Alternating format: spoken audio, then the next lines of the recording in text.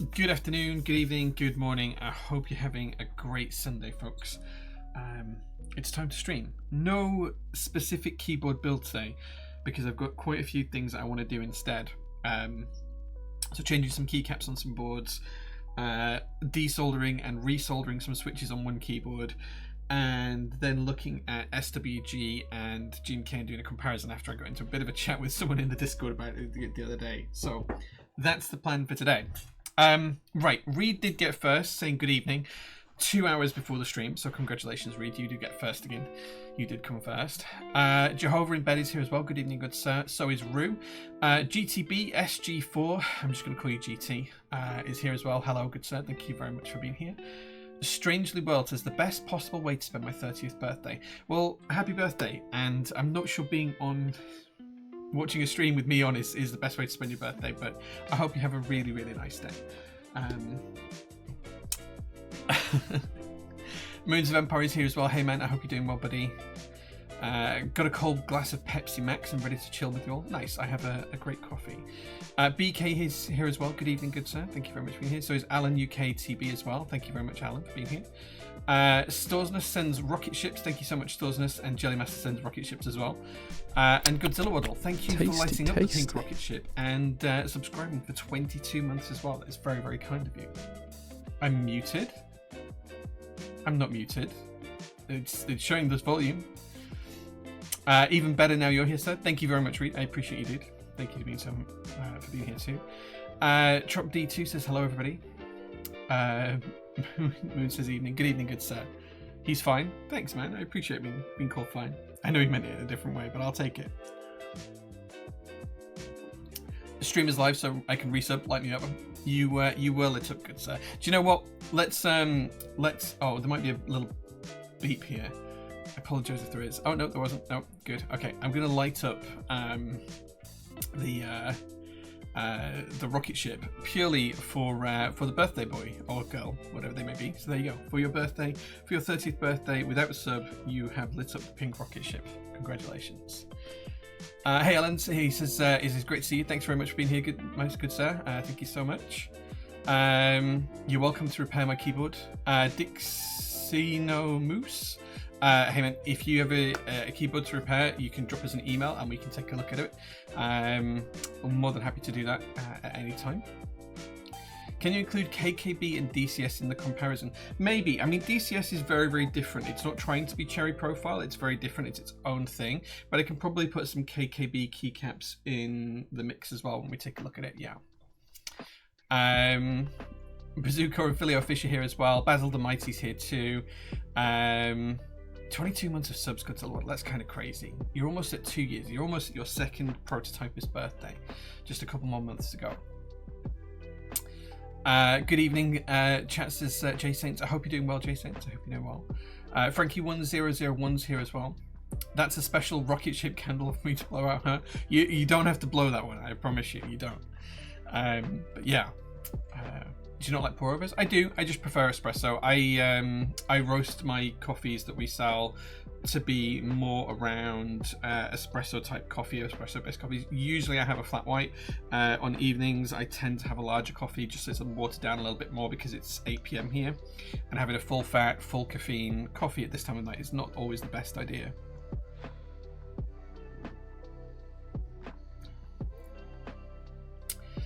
But yeah, I do like pour overs, I do AeroPress, I do a Chemex most of the time. We do a lot of cupping sessions for the coffee whenever we're coming out with a new coffee or changing things or deciding what we want to do in the future. We've done a lot of single origins for the cafes that we provide coffee for as well. So we do pour overs. And if you come to the workshop, which funnily enough I should be telling you about because we have an open day, not an open day, sorry, open days are a little bit different. We have a keyboards and coffee on Saturday this week coming, Saturday the 2nd of May, 9:30 a.m. till 12:30 a.m. So just across the morning, we have a drop-in session where you can come by, we can take a look at your keyboard builds, you can see some of our keyboard builds, you can get some free coffee, all of that kind of good stuff, and it's here Saturday 2nd of May. All the details are on here, but effectively you get to come visit PTHQ, which is this building right here. I'll have a ton of keyboards out, maybe some classic cars here as well. And yeah, you can come chill out, hang out, and talk keyboards for a couple of hours. Maybe I'll even have GoldenEye on the N64 in the workshop as well. But we have sofas and chairs, and it can be quite comfortable. We'll have 30 or 40 keyboards out. You'll be able to try different profiles. We'll probably do some discounts and gifts on the day, and like giveaways and stuff like that. So it should be a really good fun day. And yeah, I'm really looking forward to it. I believe you had to go to QMK directly. I'm the guy with the faulty Neo 70 on my second PCB. Oh, dude, like we have so many customers, I don't always know the details of every customer. But if you have reached out to us, we'll fix it through the emails for sure. Like we have set processes. If it's a Neo 70, it'll be QK, not QMK. QMK is the software. The firmware. But QK directly to get replacement parts and things like that. Yeah, if you've already reached out to us. Although it's rare for people to have it's rare for anyone to have a single PCB failure. Never mind two. Maybe we need to take a look at like setup and things like that. Could be a voltage issue, maybe. Clacky Keeps, hey man, thanks very much for being here. David at Cool Keys as well. Strangely World says, will hot chocolate be available, and how close to the nearest bus stop are you, as I don't drive? Well, I can show you all of that. So, do we do hot chocolate? Yes, we'll have the Fiction blend and the Classics blend on. Sorry, not the Classics blend. We'll have the Fiction blend on, which is what I'm drinking right now. We'll also have our True Crime blend, which is the decaf coffee, and we'll also have the Hot Romance, which is a hot chocolate, which we serve and sell as well. So all of those will be available here on the day. In terms of where we are, you can find us on Google Maps, but if you come down to our blog posts on the menu here on the website, then you'll see all of the details here. All of the information is on that page, and then let me get up a browser window with PTHQ in it so you can see it on Google Maps. But we are about 30 seconds away from the local bus stop.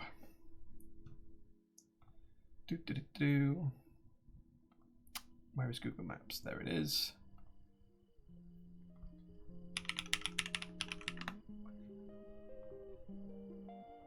So you can just Google Prototypist Keyboards on Google Maps. It will show you exactly where we are. Let me just set that to here. And oops, this is the building that I'm sat in right now. And the bus stop is here. That's where the bus stop is. So you just walk along here, down here, and in here, and that's it. It takes maybe a minute. It's not far at all. It's very, very close to the bus stop. If you're coming from the other direction, the bus stop is on the opposite side of the road, and I believe it's there. It's there. Incredible. So it's maybe 3 minutes for the bus stop on the opposite side of the road. And in fact, there might be one. Oh, there's one even closer. There's one just on the opposite side of the road, just here as well. So yeah, that's how close we are to the bus stops. The train station is a little bit away, but not too far away. That's in the centre of Bradford. It's about 5 minutes in a taxi, or about 15 minutes on the bus from the train station in Bradford. It's also walkable from the Low Moor train station, which is not too far away. The Low Moor train station is somewhere down here. Tasty, tasty. It's about 25 minutes walk from the Low Moor train station. It's somewhere around here. I can't remember where it is, but it's somewhere around here. Yeah, you can just find us on there. That's how you can find us. Alex Sotos, thank you so much for the raid. We are just talking about doing the Keyboards and Coffee here at PTHQ next Saturday, which is just under a week away now. And yeah, Keyboards and Coffee in this building here, right here, which is where I am right now, which we're looking forward to. Okay, Pew Pew Pew GoldenEye. Yeah, I'm so terrible at GoldenEye, but I will have it on. I've got like an old Sony Bravia TV, like proper CRT in the workshop with an old N64 with the cartridge for GoldenEye in it. It's only got one controller setup, but I can probably plug some other controls in, and we might have a little go on that or two. But yeah. Is the bus 2 minutes walk away? Got it twice? Yeah. I've only had one dead PCB. Yeah, I think in terms of PCBs, the failure rate used to be around 3% in most group buys up until about 23, 24. Since then, it's changed and it's now about 0.001%. So it's about 1 in 1,000 PCBs we have now, and it used to be about 3 in 100. So manufacturers have changed how they make PCBs, and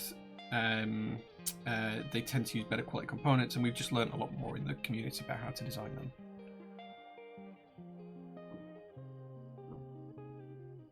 Jay explains how to take a bus stream. Do you know, I can't remember the last time I got on a bus. I genuinely can't. I'm very spoiled in life. Marsuvius, hello at KBD Media, hello. Thank you very much for being here, guys, as well. Durian's here too, so is Sidewinder and Isupi. Yeah, thank you all the way from wherever you guys are.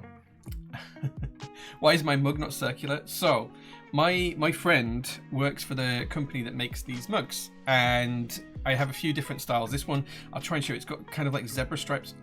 Hold on, let me go back to the other camera. It has like zebra stripes and patterns on the outside that are all hand painted. They're all done by hand, and he made this mug, and he's also done one for me with like a teardrop pattern in blue on it. And the two mugs are very slightly different, but the mug is exactly the shape of his hands when he does that around it. So he casts it as normal, and then to get the round shape, he just went like that. So the mug is actually set to the shape of it, that his hands set when he went like that. Both the mugs. This one's got a slight dip here, the other one doesn't, but that's why the mug's not round, because it's to the shape of his hands, which is, yeah, it's quite nice.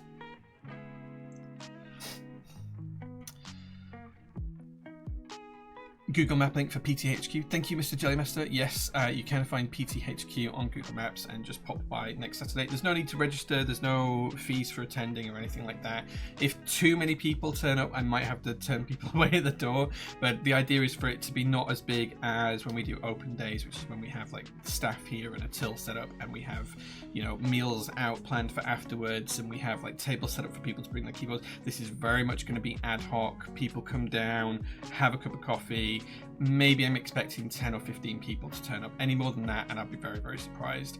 But yeah, we did keyboards and coffee on Thursdays for about 2 years now, and they've always been really popular. We have people come almost every week. We've had 2 weeks where no one's turned up, and that's it in the whole 2 years. And I think the most we ever had on a Thursday was about 10.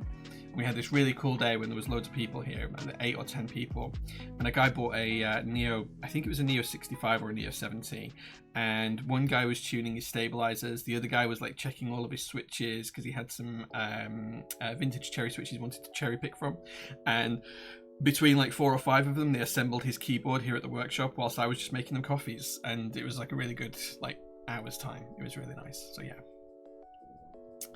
Bradford bus station is an experience. Someone tried to break into the ticket booth while I was there. I have not been to Bradford bus station ever in my life. It just happens to be where PTHQ is. Not used a bus since I left London 23 years ago. Yeah, I tend to drive most places, or if I'm going long distance, I'll tend to get the train. It's very rare I get the bus. I think the last time I can remember getting on the bus was when I went to York and I did the park and ride, and you park in the car park, you get on the bus, and that takes you to the town centre. I think that was the last time I went on a bus. GMK versus SWG. Yeah, I had a few people comment in emails, and then someone on Discord the other day saying that the SWG is not the same as GMK, which it's not intended to be, and it's also half the price. So I was just going to talk about some of the differences while we do some keyboard chores today. It's a cool mug. Yeah, that mug is crazy beautiful. Yeah, like the fact that he cast it with his hand shape is just kind of meaningful, right? So yeah, he made them both for me. The other one doesn't fit as much liquid in as this one does, and the reason for that is because the rim on this side is actually droops lower down. It's really hard to show you, but if I try and tilt it to the camera, you can see that the rim isn't exactly flat on the top on this one either, but the other one has like a big droop down here, so you can't put as much liquid in it, which is just one of those things. But they're nice, they're cool, they're quirky, they're different. Handmade to a whole new level. Yeah, wish I was able to go to the UK for it. You're more than welcome. Is there any new GMK news for the next quarter? Any reruns, new releases? I know Soware or Sowari is being planned at the minute. I know that Mixlan is about to arrive. It's en route to us, at least anyway, from the vendor list. I haven't checked in with other vendors to see, but it should be arriving here Tuesday or Wednesday, so that will be dropping in stock very soon. GMK Analog Dreams is coming back in MT New and CYL profiles. There might be a surprise in-stock drop of something that we've been cooking up with Omnitype in a couple of days' time. It's literally here on the shelves outside, ready to go, and I don't think it's been announced anywhere. So yeah. Zooted was in pre-order. Yeah, Zooted is now being made. Yeah. I just signed a new commercial lease and realized that maybe next year we could do a meetup like that for the community here. Whereabouts are you based, 3D Keycap? Whereabouts are you based? Because whilst we are here right now, we won't be in this building forever. We are exploring options to move because this building is incredibly expensive. RNG is already in stock, but this isn't a PT exclusive. It's with Omnitype that we've been doing it, but we've already got RNG in stock. It's been on our website for maybe a month now. So yeah, but there is something we've been cooking up with Omnitype and a few other vendors, and it's literally all made. It's been in the workshop for nearly 2 weeks now, I think. It's sat on a shelf outside there. Yeah. Analog Dreams is still one of my favorite sets. David from Cool Keys was kind enough to make me a cable that matches the Analog Dreams keycap set and matches my keyboard. So not the one on my desk right now, but I have a TGR Koala that Yutsuki Sam from TGR did in colors to match Analog Dreams for me. So yeah. The Omnitype secret stuff is releasing in a couple of days. I don't know when it's releasing. I need to check in tomorrow with Garrett, but yeah, there's something happening very soon. Playing You Have a Tangerine Manta as an extra, because I would love that with RNG. Manta is being airshipped currently, so we were arranging it on Thursday, Friday last week, so there'll be an update on our updates pages on Monday or Tuesday about this. Effectively, even airshipping, because there's so much of it. It's 2 pallets. It's basically nearly 2 tons, because we're doing it with, not nearly 2 tons, nearly a ton of weight, because we're doing it with the Pangea Mini R2 as well, for in-stock drop. So there's both sets of keyboards coming. They're on a pallet, and we have decided to airship the pallet rather than to sea ship it, so it gets here quicker. And we were arranging payment for that over the Thursday, Friday last week. So now that's all been done. Our forwarding company in China should be making sure that arrives in the next 10 days or so, which would be really interesting. But yeah, I don't know about a specific Tangerine Manta, but we will have some Mantas. I won't know what we have to go in stock until we've completed QC, because obviously we have to quality control check everything, so we'll see.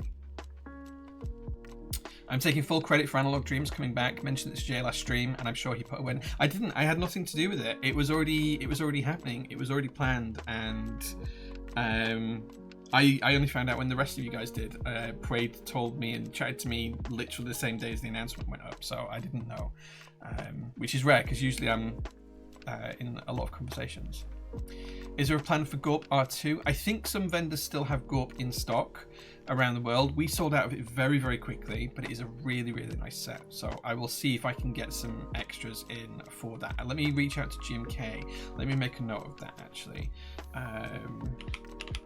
Remind me tomorrow to pick up with GMK on restocking Gorp. Cool. I have put that on my to-do list. Can't wait to see the board, caps, cable, and all together. So this is how lazy I am, David. So a couple of weeks ago, I went on a little mini road trip, and I went around the UK for my birthday. It was my birthday treat to myself a month ago, actually. It was the back end of March. And one of the boards I took for the mini meetup that we did in Bristol was that Analog Dreams TGR Koala in the right colours with the cable. And because I had to park quite away from where we were doing it, I only ended up carrying 2 personal boards in with me. One was Matrix Mr. Hat Christmas Edition, and the other one was the Seneca. And I didn't actually carry that keyboard in. So I took it all the way around the country with me, and then never actually took it to the meetup because I couldn't carry all the boards at the same time because it was so heavy. And it has remained in my car since then. It has not left my car. So it's around, but it's not here because I'm so lazy. BP Saint says, Jay, how should I go about ordering something but asking you to keep it for now, as I'm hoping to buy a board when it gets in stock and would like to have both shipped together? Just make the order, and then put a note in at checkout saying please hold, and then send me an email, because I know your internet username right here, Jay Saints, for example. But yeah, then you can send me an email with your actual order number and your real name saying please don't ship this, hold it until I can place an order for X product, and then when you make that order, then we can combine shipping, refund any difference, and ship it out for you. Yeah. Will air shipping the Pangea Mini R2s increase the cost of those as they're being sold in stock? Yes. The plan was always to sea ship the Mantas and the Pangea Mini R2s.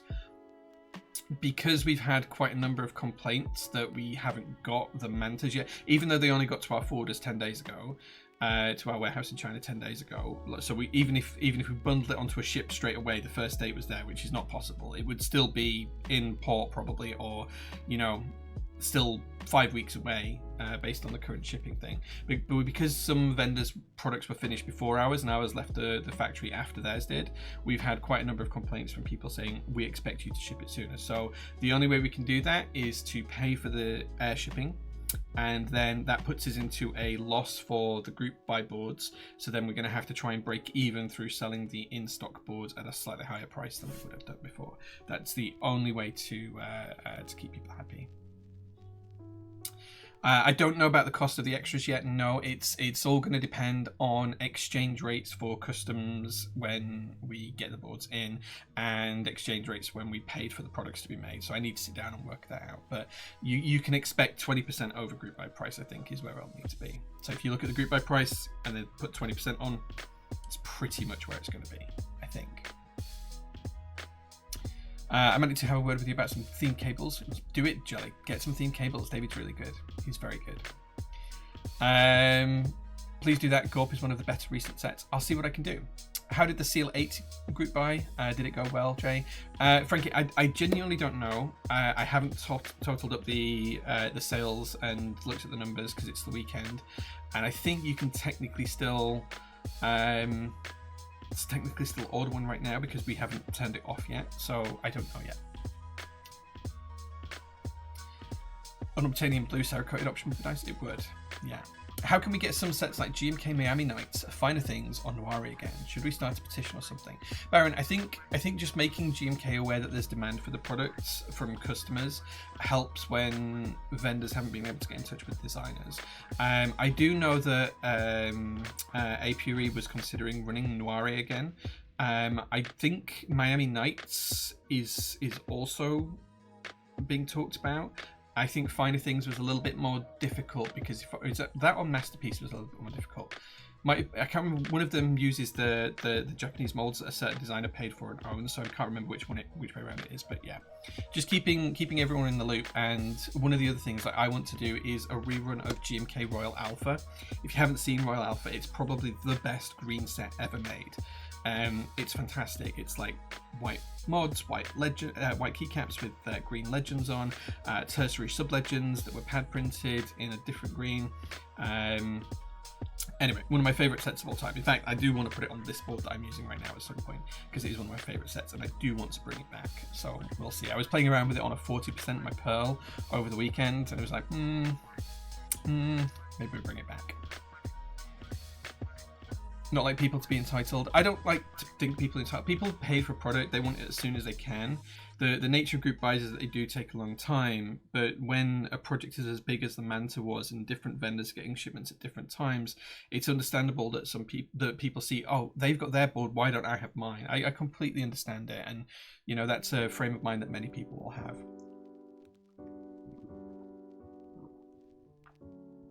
GMK Rainbow, me too.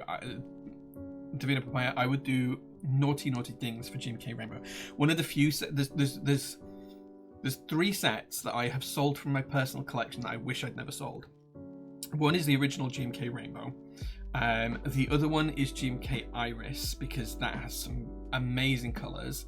And then the third one I did sell but managed to get back. This is a few years ago. There's a guy called Jay Shuff who used to follow Top Clack years ago. He's a good friend of mine. And I saw that very, very early on, a lot of the GMK sets that were produced weren't full base kits or anything like that. They were kind of like add-on packs. And there was one called Unicorn with a Q. And that was kind of like some modifier keys in like pinks and purples and blues and slightly neon kind of S colors. And I sold it for, I don't know, like $80 or whatever, a few years after I'd had it, and I regretted selling it. And then Jay Shuff, maybe 4 years ago, he just sent me a package with the set in, and it turned up, and it's like, dude, thank you so much. It was very kind of him.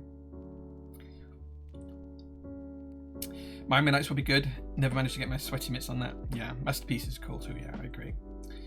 I'd love a rerun of Triumph Adler, but I'm in a minority with that. I think TA90 is right. Rather than doing the original Triumph Adler, I think if we did a rerun of TA90, that might have some merit. So we'll have a look. We'll have a look. Is GMK Royal Alpha like JTK Royal Alpha? The JTK version came a lot later on. But yeah, the GMK Royal Alpha was 2016, I think. The original run.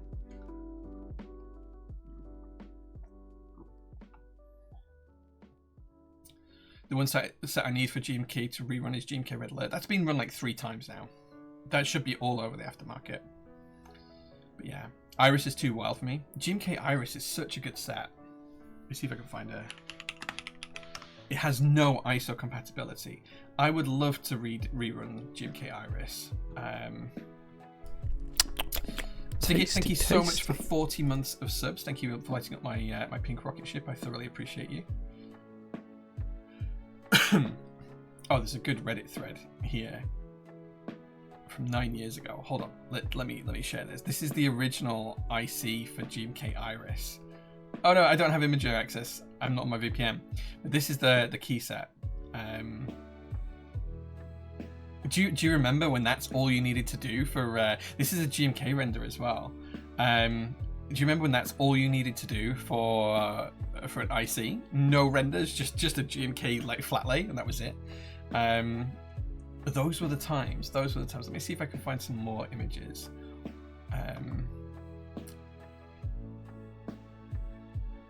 Okay, oops, why have I gone onto that screen? I meant to just say here. This is, if you don't know this site, this is the Matrix GitHub site that covers most GMK keycaps and a lot of SA. I'll pop that into chat because you might be interested in looking at this. It hasn't been updated since Rubber Hose, I think, but yeah.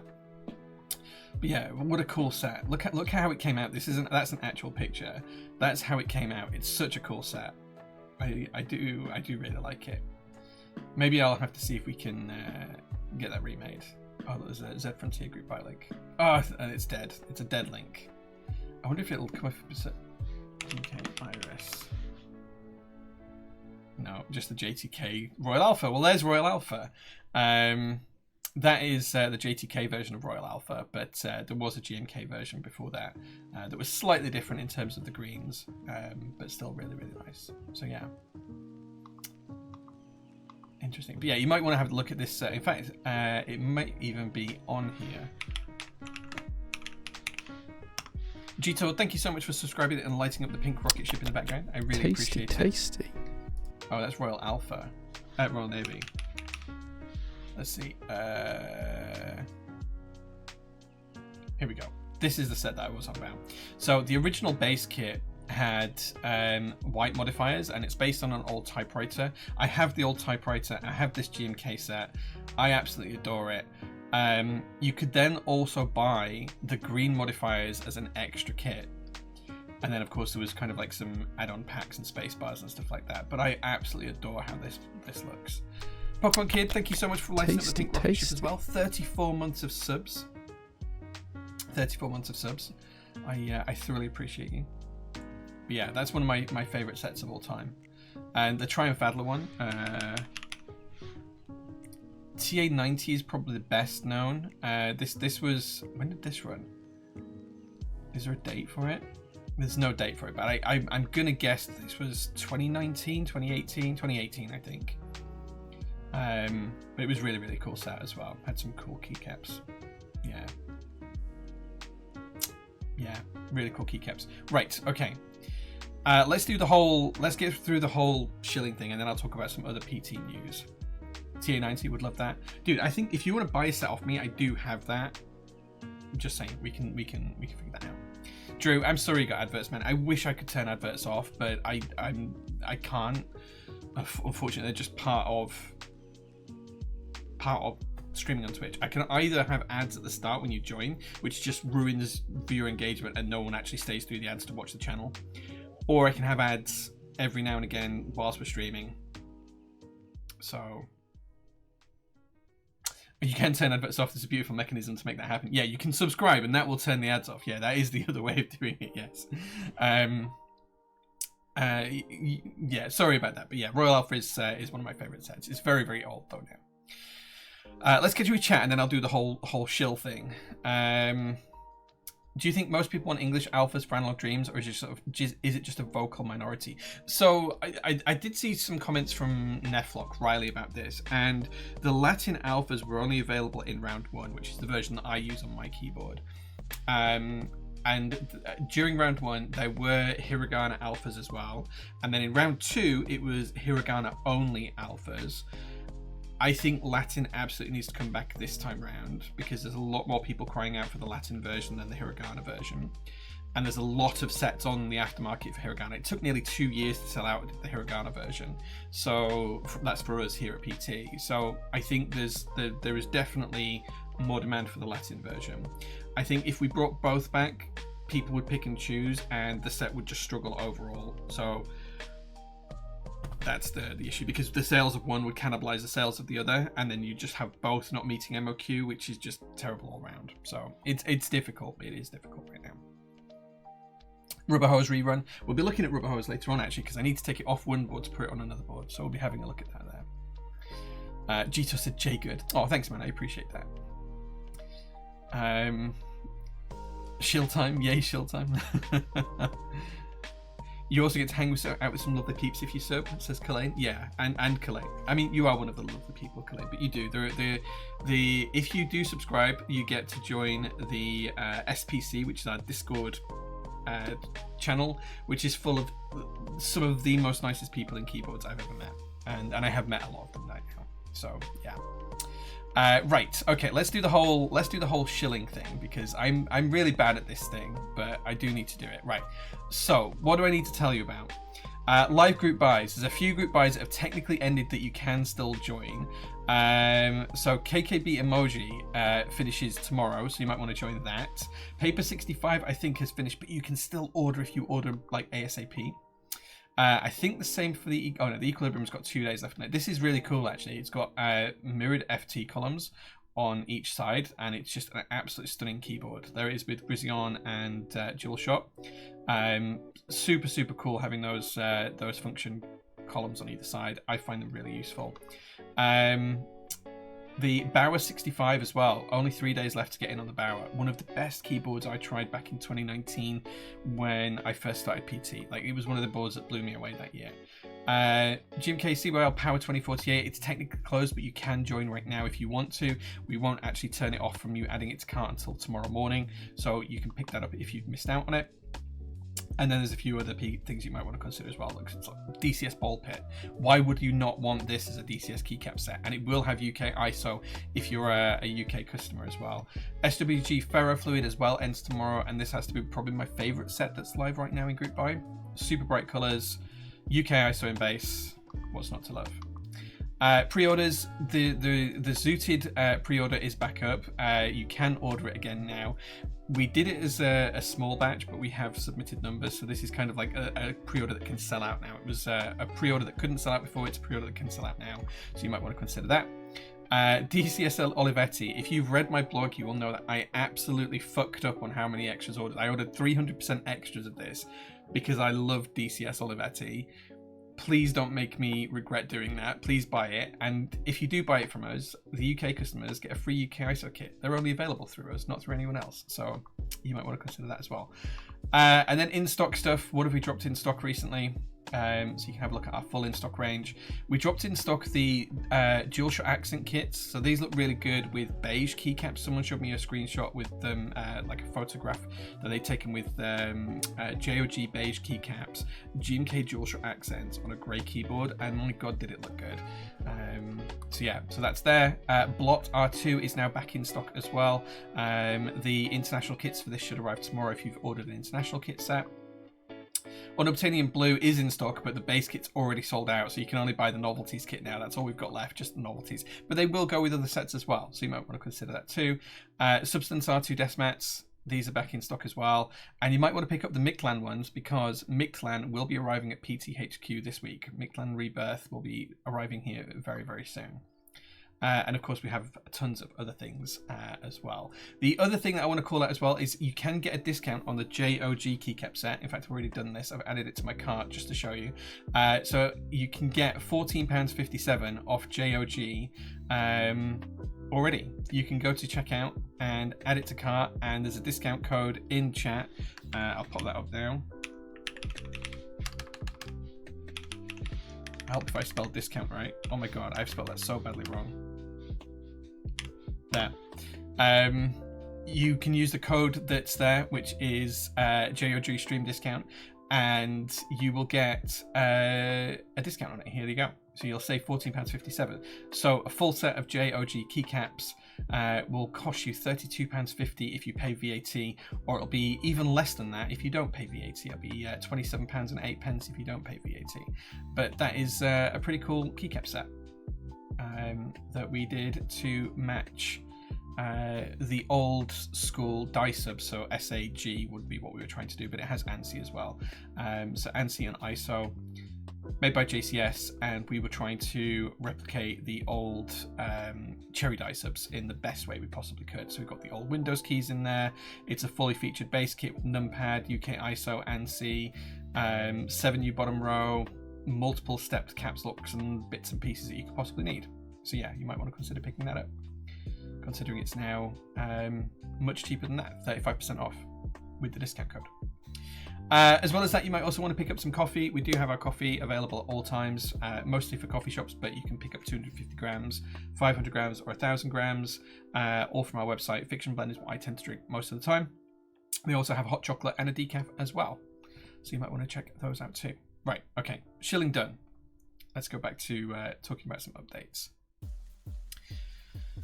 Right, chat. I pre-ordered Zooted just for the sheer audacity of releasing it on 420. The second time we ordered it on 420. Like we released it on 420. The first time it released was a couple of years ago when we did the original group buy. That also launched on 420, and then we did the re-release on 420 this year. 300% says Root. Yeah, there is a blog post about this. So if you are interested, I'll drop the link. But if you go on the website and you go to our blog posts, the hype ate my cash flow is what I wrote about this. I'll pop this in chat. But yeah, it's basically about me being an absolute idiot and messing up by ordering way more extras than I should have done of DCS Olivetti, which is one of my all-time favorite keycap sets. So you might want to have a read of that. You might not. That's fine. You don't have to read it, but it is quite funny. Mr. Collane says, Jay, can you talk about what DCS is and why is it so lovely? I reckon there are people here that haven't tried DCS and don't know what they're missing out on. DCS is... Do I have some DCS keycaps to hand? I don't, but I can get some.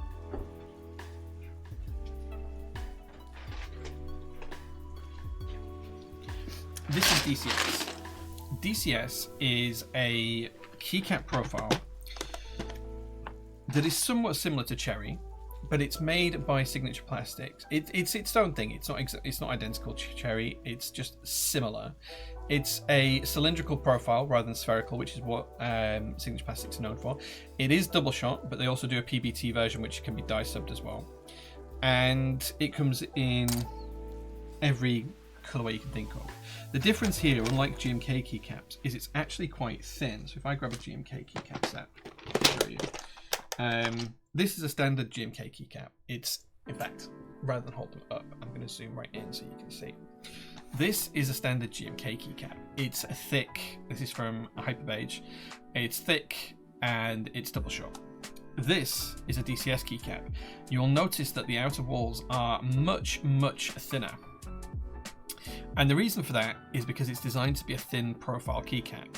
Now, what that means is it tends to have a higher pitch when you're typing on it rather than a thunk. It's a little bit more into a clack. But that doesn't detract from how good these sound. These are some of the best sounding keycaps, in my opinion, on the market, and they work in almost every build. They are nice to type on, the sculpt is nice, the quality is good. The only downside that they have, and all keycaps have these as well, but GMK has a sprue mark on the rear. I'm trying to find a camera where you can see it. There's a little dot on the back of the keycap there that you can see. That's a sprue mark. That's where the injection molding takes place. That's where the plastic is injected. Might be a little bit more visible on this one. There is a small dot just there. Let me see if I can find something that makes it really visible for you. You see there's like a little divot here showing up just where my fingernail is in the shadow there. That's where injection molding takes place on keycaps. On GMK, it's always on the rear of the keycap, so it's on the back of the keycap, so you can't see it. The only slight downside to DCS is that sprue mark is actually on the front leading edge of the keycap. You can see it just there, and it looks like a little divot. You can't see it when the keycaps are in use, but they are there, and we do get a lot of people ask about them. Yeah, DCS, made by Signature Plastics in the US, and some of my favorite keycaps of all time. Anyway, that's a small lesson into DCS keycaps for you. Get some more people excited about Olivetti. It's amazing beige DCS. It's DCS and it's beige with blue. It's not just beige, it's beige and blue. Counter, DCS feels thin and cheap. Feels thin because it is thin. It doesn't feel cheap. I would state. Has Ozkalane redeemed himself and joined the Church of Beige? No, I don't think he has. I am Kalane the Enabler though, and more people liking DCS even if it's cursed is a win. True. Typing on DCS good morning with some eye-burning flex pink highlights. That's right now and it's great. Yeah, DCS is amazing. We did do the DCS flex kits a while back and they are coming back. It's taking a little bit of time. I showed this on stream a couple of weeks ago, but I do have a spreadsheet from Signature Plastics. I've been working with Melissa to come up with a series of new designs in DCS that we can sell as DCS flex kits. And what I'm working on next is I need to sit down with Muji from Sneakbox and O'Brien and figure out what we want to do kitting wise. But I do want to bring flex kits back, but instead of doing them in colorways that people might necessarily want and we go and order the plastic for them, I want to do them in a way that's actually much more sustainable for Signature Plastics, and I want to use the colors that they have available. So they have this massive stockpile of plastic pellets and they have nothing to use them on. So what I want to do is I want to say, right, well, let's put some of these colors together. So I have a whole spreadsheet of this, and with volumes and amounts and all of this kind of thing. Pull a spreadsheet together, figure out what actually works well as some nice keycap sets, and then what we're going to do is, once I've sat down with Muji and we've worked out how we're going to structure it, we'll probably put that up to an IC and say, these are 5 different colorways. Which 2 would you like to see go into group buy? And we'll do one month and we'll do one 2 months later or something like that. We'll do one like in June and one in August or something like that. And then we'll also have part of the IC where it says, this is the proposed kitting. Give us your feedback. Here is a 3-week period for you to give us all the feedback you can about the kitting. Tell us what's good, tell us what's bad. Tell us what you like, tell us what you don't like. Tell us what absolutely needs to change for you to buy it. Tell us what, you might like to change if you had the choice. And then we'll go away, we'll come back up with the final kitting based on the feedback, and then they'll go into group buy. And hopefully we will get rid of some of the plastic lying around at Signature Plastics. We will make Signature Plastics some money. As vendors, we will be able to offer some really cool keycap sets that you guys like, and maybe we'll make a little bit of cash as well. We're not doing it for like huge profit margins. At best, it's like, 10% on keycaps. It's not huge. It barely keeps the lights on. But that's kind of the plan. That's what we're going to try and do. So yeah, DCS should also not be dried with a hairdryer. No keycaps should be, because I think the most plastics, once you get about 90 degrees Celsius, they're going to start to deform. DCS is like plastic porcelain. Yeah, they do have that kind of high-pitched tinkle that porcelain would have, yeah. What switches go well with DCS? I think any really strong linear goes really well. So some of my favorite linears to put with DCS are Key Geek Intros, Key Geek Pumpkins, and I tell you what else would really work really well with them. The Gateron L'Orange switches and the Gateron X are 4 switches as well, or they are 3 ones which were unlubed. They all work really, really well. I feel like GMK does way better with most than DCS, but I haven't tried a lot. That's true. I think GMK is always going to sound good. I think DCS you have to have the right keyboard and the right switches. Right.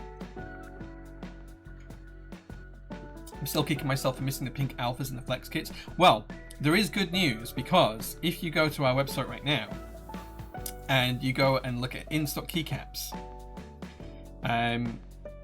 you can go into the DCS profile and you can see that we do have DCS Pink Alert in stock.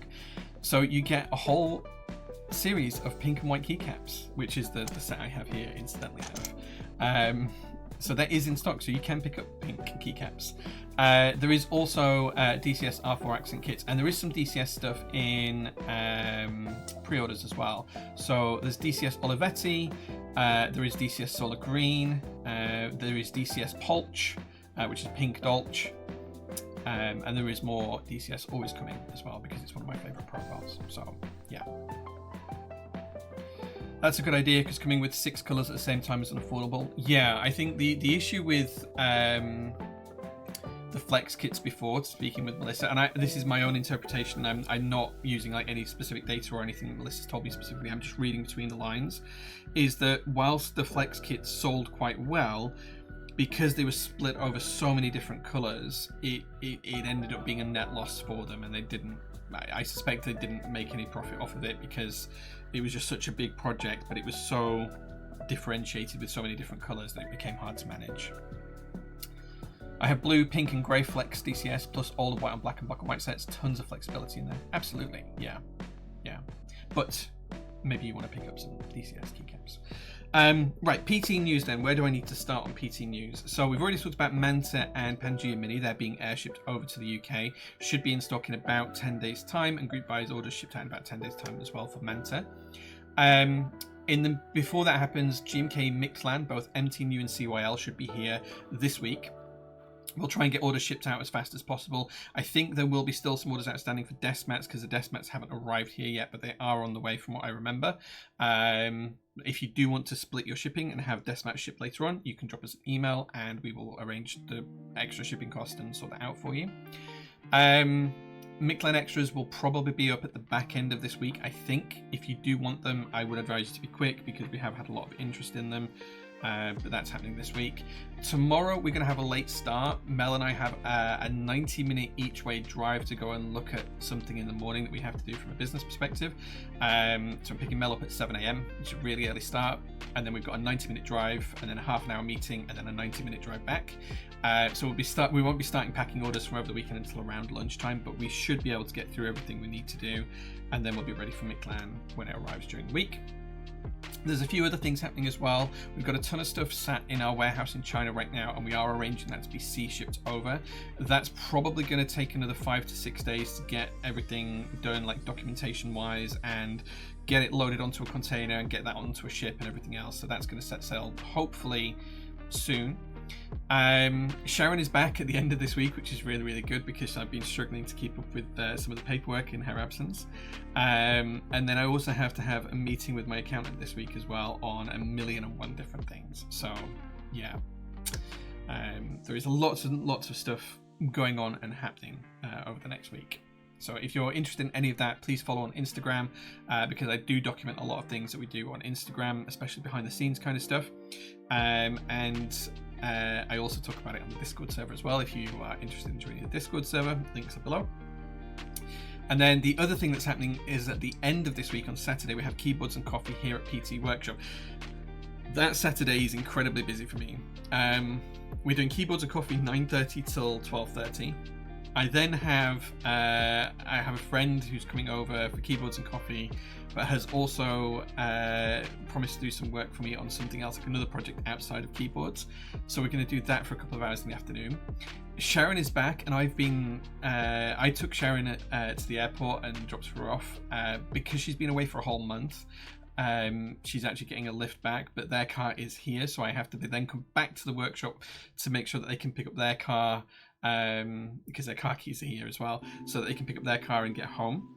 And then on Saturday evening, I have a tattoo appointment. I'm going to plan my next series of tattoos. I'm not actually having any work done, but I'm going to plan the next series of tattoos, and that's probably going to be a couple of hours on the Saturday evening. To top it all off, this week my wife goes away again. She's away for a whole 10 days this time, so I think she goes away midweek, Tuesday, Wednesday, and she's not back until the week after.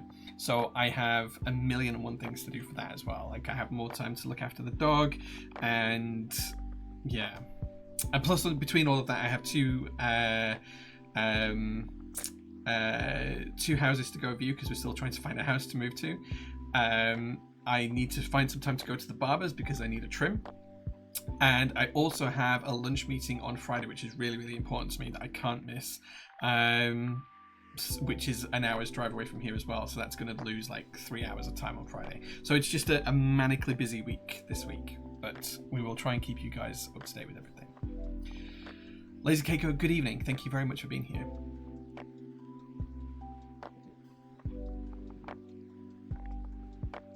Okay, it is time to do some keyboard chores now. And we have to do a few things. I feel like manic is an understatement. So I was actually talking to some friends about this the other night.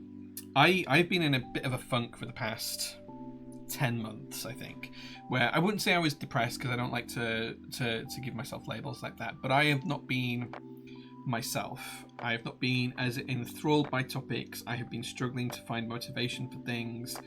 And what I realized about 10 days ago was because I was just sat in a holding pattern. Like, PT was just keeping doing the same things, and there is only so much you can grow a keyboard business, and I feel like we're probably the biggest in the UK right now. So it's kind of hard to grow much more than that. And whilst I still love keyboards, there was kind of like 1,000,000 things going on in keyboards that just weren't interesting me in the way that they should have done, or they were annoying me in ways that wouldn't have happened a few years ago. And what I realized was about 10 days ago is that I thrive on being passionate and engaged and having 1,000,000 plates spinning all at the once. Imagine you're that clown who spins the plates, and you've got a plate spinning here on a pole, and then you go and get another one. I function and work better if I have 1,000,001 plates going all at the same time, and I can't let any of them drop, than I do if I've only got one. Like, if there's only one, it's like, yeah, I can spin this plate, it's alright, that's fine, keep it spinning, what else am I going to do? I'm bored. So I function better when there's 1,000,001 things going on. And what I've tried to do is I've tried to make sure that I now have 1,000,001 things going on. So I have started to push myself to get myself out of this funk, and try and develop 1,000,000 things to do in my life to keep me going. So sure, I need to be engaged, I need to be switched on, I don't want to risk burnout, but it's needed. Will there be a lot of stock in-stock Mictlan, or the stock coming have all been allotted? No, there will be a lot of in-stock Mictlan. I suspect that, based on order early to avoid disappointment, is what I will say. Is when it drops in stock, if you want it, order early, and then you won't be disappointed. So yeah. So anyway, the past 10 days have been a bit of eye-opening. So I'm forcing myself to make decisions. I'm forcing myself to do new things. I'm not putting things on the back burner anymore and leaving them to wait for other things. I'm forcing myself through them. And do you know what? The last 10 days I've been happier than I have been for a long time. Like, I wouldn't say I've fixed myself, because I don't think I was broken, but I think I have engineered a way to keep my ADHD adult brain active in some more constructive ways than I have been recently. So yeah, but yeah, that's the plan. So keep an eye out because there's a lot of stuff happening, and that's only the next week that I've told you about. There is more stuff beyond that. Like, there is a million things beyond that, and some of the decisions I need to make this week will actually change how that all pans out as well. One of the really big decisions we need to make really soon is what are we going to do with the PC workspace. So yeah, thank you so much for Jelly Master. Thank you so much for the gift subs. I thoroughly appreciate that, and well done to anyone who got all of those. But yeah, we need to make and lighting up the pink rocket ship as well. We need to make a decision on what we do with the workshop here. Whilst I love this workshop space and it is amazing, it is incredibly expensive. It costs us nearly, with insurances, business rates, and the actual rent for the building, it costs us nearly £60,000 a year just to be in this building. It is incredibly expensive for what it is. It is lovely, and I have enjoyed the last 4 years that we've been here. But it's time to find some premises that are cheaper. And part of the way that we were originally going to solve this is me and my wife have been looking to move to East Yorkshire for a long time, for nearly 3 years now. And we've been looking for a house that allows us to have all of the things that my wife wants in a house, all of the things that I want in a house, and also a space for PT to live and roam. So we've been looking for houses with a barn in, or like in the garden, or on the land. We've been looking for small holdings, so we've got space for like my car collection and things like that. And I just came to this realization as part of this thing over the last 10 days, where it's like, well, why have you been thinking about it like that, Jay? Why do you need a house to do that? Just rent a different retail space that's a quarter of the price of what you're paying now, and move the business to that, and then the house can be whatever it wants. So by making that decision, we've now opened up the range of houses that are available to us to a lot more than what we were previously considering. So we're now going to go see more houses, and having a look tomorrow. Tomorrow is a second viewing of a retail space in East Yorkshire to replace the PT workshop. It will replace the storage, packing rooms, and my office effectively. And yeah, we're figuring out how to transition that. So Mel and I had a really good catch up last week about it, and how we transition her into more of a social media manager role rather than the workshop manager, the role that she does at the minute, and figure out how all that would work. And yeah, it's time for change basically. So we're figuring it all out as we go. And I'm taking you guys on the trip with me. But yeah, all new stuff. Winter is the worst for mental health. Basil, I agree. It absolutely can be. The last 10 months or so, I've been really struggling since the back end of spring last year, probably since June last year, maybe July. It's been really struggling to provide motivation, and I've been coming in later in the morning, and I've not had the fire in my belly that I once had. So now I've basically forced myself to, and I hate using these words, I forced myself to man up and dig deep and do something, and making those 4 or 5 decisions that forced my hand to make other decisions has actually been really, really helpful for my mental health. So yeah, it's positive and it's looking up. Masuvius says, what's the weather been like in the UK for the past few days? Here it's been great. Yeah, it's been really good actually. The weather's been really nice for the past few days. I think it's going to get worse again tomorrow, but over the weekend it was really nice and bright and sunny. Towards the back end of last week it was really nice and sunny as well. I had a couple of classic cars out during the week. It was really nice. Yeah, I think the weather's going to take a little dip, but hopefully it'll come back. Sounds like exciting times ahead of Prototype Base, which means good things for the hobby in the UK. Yeah, I mean, we always try and do as much as we can. Like, in terms of projects, that won't change. We'll still be doing just as many projects as we are. It's more about my mental state and how I'm managing that in the background. I think you have to find what works for you. You do, absolutely. And I know what works for me. I've just been neglecting that for a long time.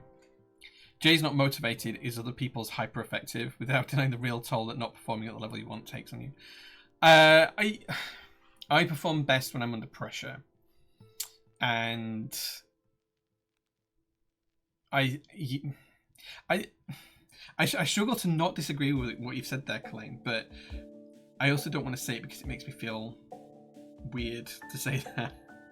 But yeah, I think that I am very high performing even when I'm in a funk. If I'm my unmotivated performance is probably indiscernible to my high performance mode. If you don't know me, like, you would just assume that, you know, I was doing well. So yeah, under pressure, yeah, you can start singing that. Yeah, that the coal only comes to diamonds under pressure, right? Something like that. What's the saying? Ice Ice Baby. Wait, they're two different songs. Mikey Digit, hey man, good to see you, dude. I hope you're excited for this week because King of the Seas is going to launch. Right, let's catch up with some actual build stream stuff because we are going to do some things today. We are going to take a look at comparing GMK and SWG in a little bit. But before we do that, I have some keycap maneuvering to do. So the first thing I want to do is take off these keycaps from the TG Armia. This is GMK Hyper Beige, and it's on my TG Armia, which is one of the secret colours. I want to take the keycaps off this. The reason I want to do that is because I want to put these keycaps on another keyboard. I've lost my keycap puller. Let me find my keycap puller.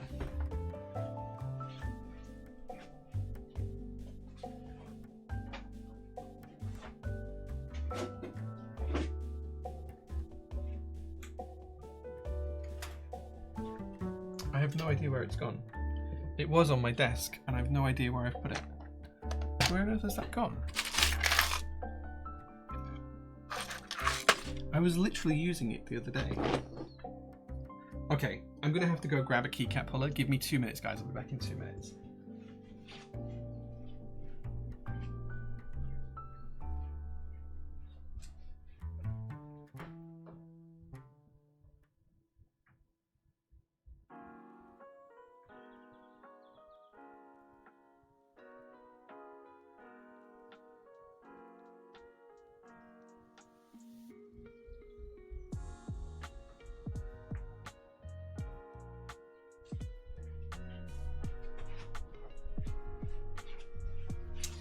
I have one. I had to go steal it from the stockpile.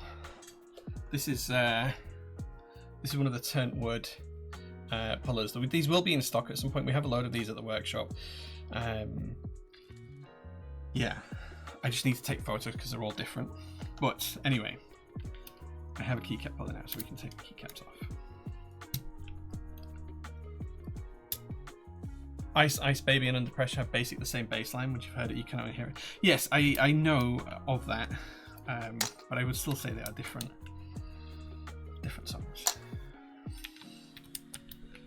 I remember seeing an interview with Vanilla Ice about that actually, and he's like, "No, it's but mine's different. It's dun dun da da dun da da da da, not dun dun da da dun da da da, right? Something like that." Really need to get Hyper Beige on a board. Hyper Beige is lovely. It's one of my favourite sets that I never really use, sadly, but it is lovely. Run a mock chat and begin. What's your favourite marsupial?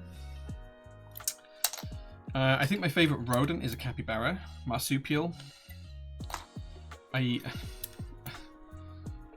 Kangaroos are the only ones I can think of. I'm sure there's more, but that's the only one I can think of off the top of my head. Looking forward to them going in stock. Yeah, these are made by Turnt Wood, and Reggie is a good friend of mine. We have about 20 of these left. It's just really hard to put these on the website because you have to photograph each one individually, and some of them are UV reactive. So, like to then take photos of them under UV light is then a whole another scenario that we'd have to do, and then you have to do each one individually and write out a description of each one individually, and there's just a lot of work involved in doing that. So what we've actually been doing for the past year since we picked these up from Turnt Wood is only selling them for people who come to open days or keyboards and coffee, because then I can say yes, it's absolutely worth £60 because it's got all of this lovely sanding to it that someone's taken 3 or 4 hours to make, and look, it glows under UV light, and look how nice it is as a tool. Much easier to sell something that's so tactile and beautiful when the person is in front of you and you can talk about it, rather than just a wall of text and people go, really, 60 quid for that? Why would I pay for that? So yeah, can you sell them blind box style? We could, but I think we'd just end up with a load of returns if we did that. So I think the plan is to at some point photograph them all individually. And the other thing as well is you can kind of like play around with them and pick them if you come to the workshop. So we will photograph them all individually. I'll try and see if anyone will be interested in buying one at the Keyboards and Coffee on Saturday. Beyond that, I will then photograph each individual one and write a description of each individual one, and then we can put them on the website. It's just a time thing, because I don't even have like 3 of the same colorway. They're all so different. Like, I have a tray. Would you guys like to see the tray of them? Would you like to see the full tray of them that I have? Should I go get the tray and you can see why it's so difficult to do?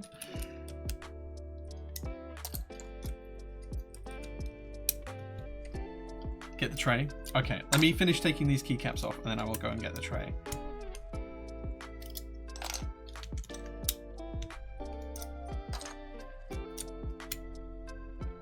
I spent 8 minutes picking mine. Mel and Sharon came very close to throttling me. I'm not surprised if you were taking up the queue. Yeah. They are really nice. I do have 2 personal ones, and we had a visit on Thursday from a customer, and we were changing his board over. He had a routing board, and we were changing over his switches and keycaps while he was here. He came along, bought some switches, bought some keycaps, and then asked if I'd help him build it. So I did, and I know I was using one of my keycap pullers during that. I could have sworn I'd left it on this desk, but it appears that was a fallacy because they're not here right now. It's an important decision. It absolutely is. It absolutely is. Spending so much money on a tool, it's difficult. But it's handmade and it's beautiful and it's a work of art. And look at this. It's just lovely. Look how beautiful the wood is. And this resin here. Just look how glorious that is. Super nice.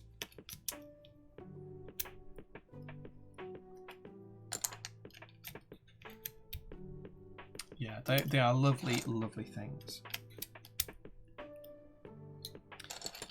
Okay, I'll just finish taking these keycaps off and then I shall go grab the tray. I think there's about 20 on it. Maybe more, maybe 30, I don't know, I haven't counted.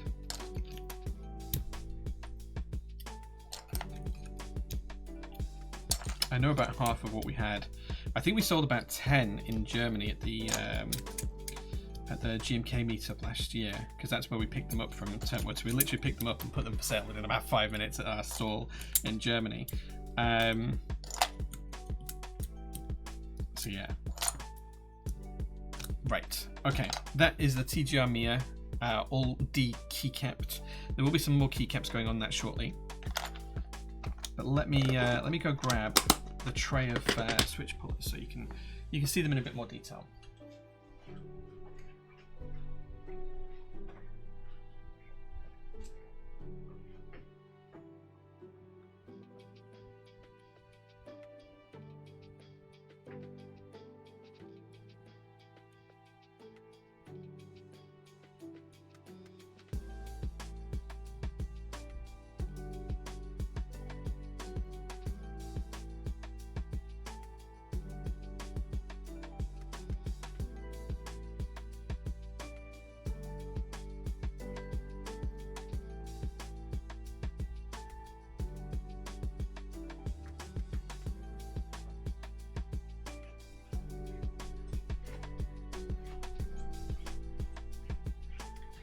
Okay, I spilt the tray when I was picking it up, so this is only some of them.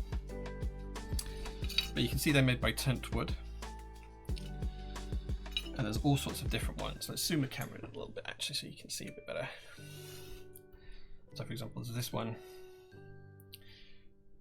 which just, it looks like flames coming off of this. This is one of my favorite ones. And they're all sort of different shaped handles as well.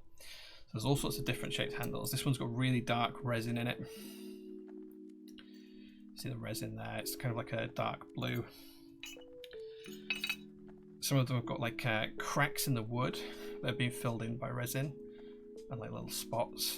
So they're more wood than resin. You see here, this has got these huge kind of like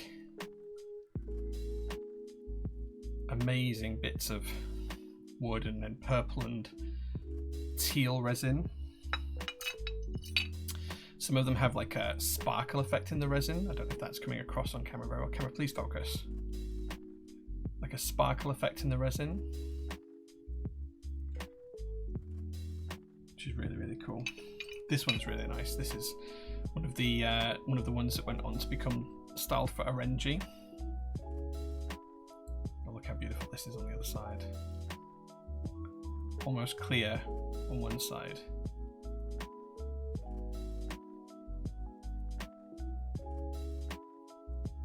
And then we have another one that's got this beautiful burgundy and teal resin. It's kind of like just a small part of the wood on the end. But again, all different shapes and sizes, so it depends on how you grab things. This one, again, is absolutely beautiful. And then some of them do glow under a UV light. So let's see if any of these ones do. So this one's actually special. So you look at this one, and you see that beautiful red. Watch what happens when you get the UV light on it. You can see that it's got all of this design that's just not visible to the naked eye. Look how beautiful that is.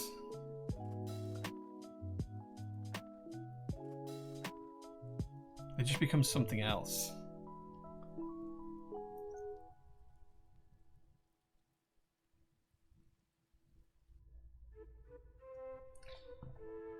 Don't know if this one does. Oh, this one goes green. This one goes green under UV light. Some of them aren't UV reactive at all. Some of them are. That one just really goes really neon bright. It's really hard to show you that one. And then the clear, of course, just you see how the orange just picks up in there. There's kind of like swirls in the back end of this one now. This red one has all of these stripes underneath. Let's try this one. I'm not sure this is kind of like a maroon color, but under UV, it's really hard to show you, but there are a load of swirl patterns that you just can't see. You might just be able to see them on camera. The camera doesn't do a great job of picking this one up, actually. They're just absolutely beautiful. And then there's ones like this one, which is really cool. This is probably one of my favorite ones because it just like it has all down on this lip here. It has like a lip all the way around the edge, and then it has this beautiful red top part, which under the UV all of a sudden has blues and greens under it. I'm not sure what color this one actually is, but this again has lots of cool effects once you start to get the UV on it. Just super cool stuff. Just absolutely amazing. And then that one's almost solid wood. And this one's got a little bit of bright neon blue under the UV. And then just to show you this one. This is one I've been using. Kind of see it's got all these patterns inside it. They're just amazing things. So yeah. In fact, I'm gonna leave that one out because I've been using it.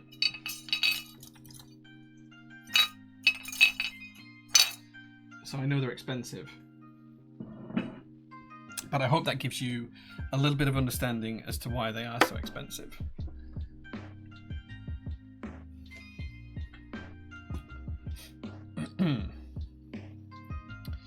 So catch up a chat. I'm caressing mine now. Berlin the most remarkable, and the UV reactive resin is bonkers. It's really cool. De-keycapped sounds so painful. It sounds like de-gloved. You know when people get like wedding rings stuck? Yeah. A dish of pullers, tasty. Yeah. I still can't get over Kalain describing them as butt plug shaped to Sharon. Oh my god. Mel got a proper giggle out of that on the side. I bet she did, yeah. Are they flared enough? Yeah, I think so. The orange one, they're all so nice. Like tiger stripes, so nice. Yeah, there are some really cool ones. Reggie has upped on himself, he really has. You get yourself some tampers from them as well? No, I didn't, but I am looking into... So I started to design a machine the other day. So when you're temping coffee, most people have like a coffee temp, and you can get like these automated puck presses now that press the compressed coffee. You put the portafilter underneath, and it's like an automated machine that pushes. And I was playing around with like an old die press that I have for putting gaskets and bushings in for cars. And it's kind of like a lever that you pull down. As you pull the lever down, it rotates a wheel, which puts a vertical motion through sets of cogs into a bar. And we used it before to put magnets in boards and things like that. And I just had this idea that it would be really cool to have like a lever coffee temp, because we have a lever espresso machine. So I've started to design one, and well, we'll see how that goes. But yeah, that's something else that's happening. So yeah, that's that. Right, next keyboard chore then. Let's crack on with the keyboard chores, because that's what you guys are really here for. So we've now taken off Hyperbase from there. The next job is to take GMK rubber hose off of this keyboard. So this is the rubber hose Kahaku, or the rubber Haku, which sounds insanely good. We're going to take the keycap off of that. I do have rubber hose base here. And then we're going to put some new keycaps on this, which we're going to put hyper beige on this particular board.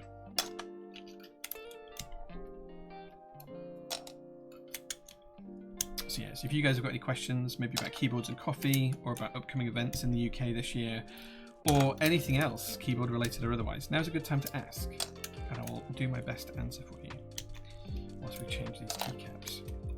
Have a nice chilled evening.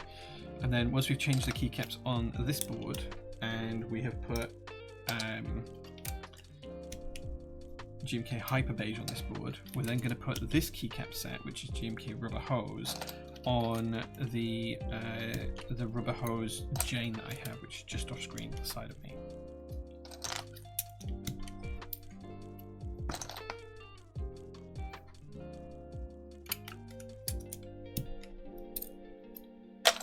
And don't forget as well, you can get 35% off OG die subs, the JOG die subs, which are in stock right now on the website. Link in chat. I suspect like no one will use that code at all, because yeah, I need to sell those keycaps, but I suspect that no one actually wants cherry profile die subs in today's level world. Villanova, hello, thank you very much for being here on stream. I appreciate you, my dude.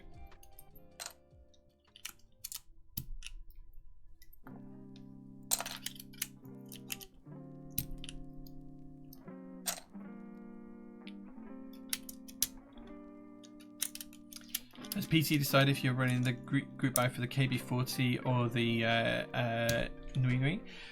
Yeah, so we were speaking to Zed Frontier about that last week. We were speaking to Alex at Zed Frontier about that last week, and we should know more details, because a lot of it is the contractual side of things. It's just not sorted out yet. So we're just working out what that might look like, and as soon as he comes back to me in the next couple of days, I'm hoping tomorrow, we'll be able to have an announcement on it. But as long as the contractual side of things looks good, yes, we will. Just need to get the details through for that. But yeah, both look really good, so I would love to offer them both. In fact, I'll check and see if Alex has said Frontier has replied to me yet or not. I don't believe he has, but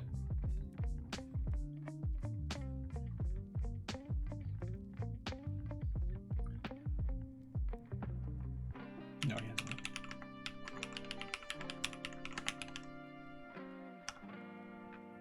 I've dropped him a little chase. There are definitely some Dysub fans out there. Well, we made the JOG keycaps to replicate OG Cherry Dysubs, because there seems to be a big market for people looking for OG Cherry Dysubs, and even for the UK layout ones, they were going for like $200-300 at the time. So I wanted to try and make something that replicated those OG Dysubs as closely as I could, both for ANSI users and ISO users, and that's what we did. We achieved it. With JCS, we had our own custom legends made, and we did retro Windows keys, and we did all sorts of cool stuff, and then they've just never really sold. I think we've sold maybe 20% of the keycap sets that we ordered, so and they've just been sat in stock for 18 months. So yeah, was a bit of a fail on my part. Perhaps we didn't mark it well enough, but yeah. I think there's a lot of people who just don't want OG Dice Up-esque stuff anymore. But if that's for you, you can get 35% off it today, only whilst the stream is live. And of course, if you order today, it'll ship tomorrow.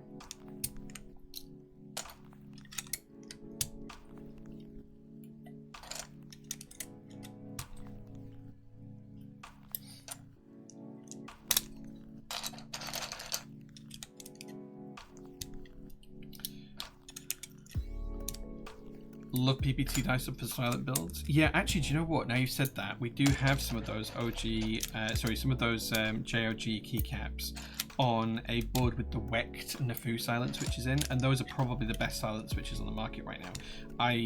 I've never been a fan of silent switches until I tried those, and they've just blown silent switches out of the water for me. So if you are looking for good silent switches, Wecht Nafu, which we've got in stock right now, probably the best silent switches on the market. There's no mushiness, there's none of that horrible squeaking noise when pads come and touch into contact with the side of the sliders. They are triple shot stems, which is insane. So yeah. No, we haven't got to that bit yet, Aurora Dawn. We are still just going through some keyboard chores at the moment. So next job is to put Hyper Beige on this keyboard, which is like a Haku.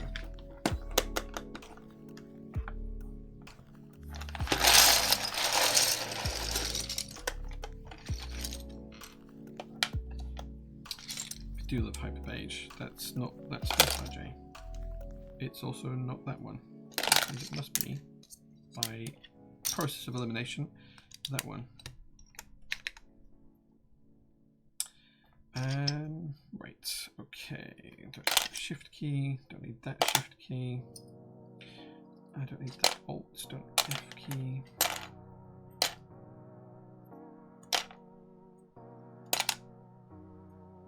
There's an escape key. In fact, actually, I think there's a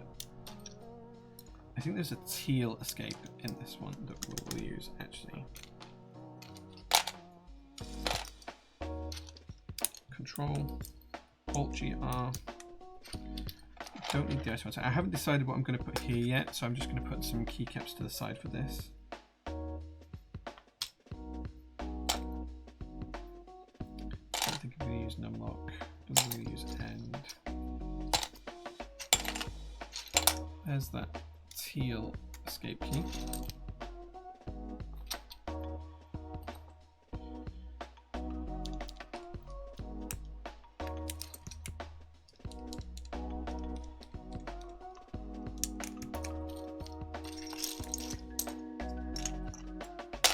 Arrow keys, and this is R5 bottom row as well.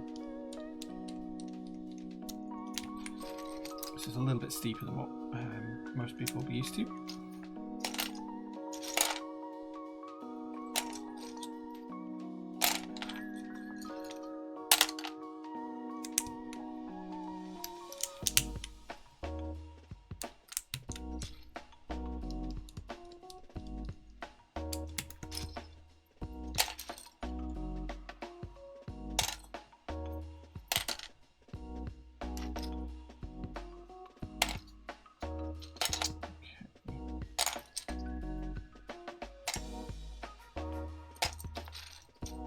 Hitting all of the keys that I don't need at the minute. Yes, we'll put the F in there. That's 1.5 DJ, what are you doing?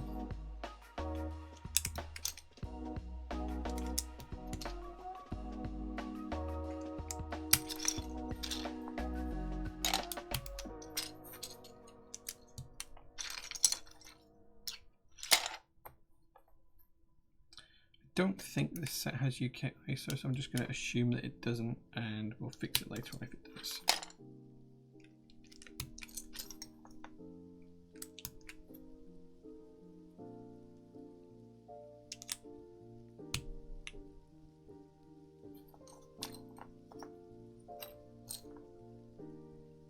That Nafu stem looks like the same used on the Lucy R5. Wex do be doing good silence. Yeah, it's very, very similar. The Wex and Nafu actually came out first, but they are very, very good. They're extremely good, and I'm a big, big fan.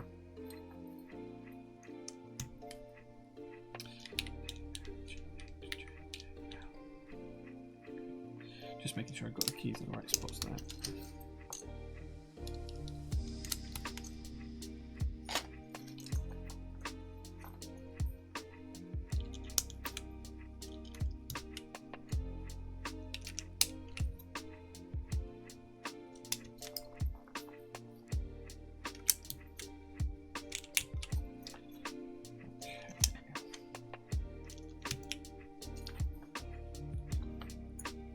Put a function key there.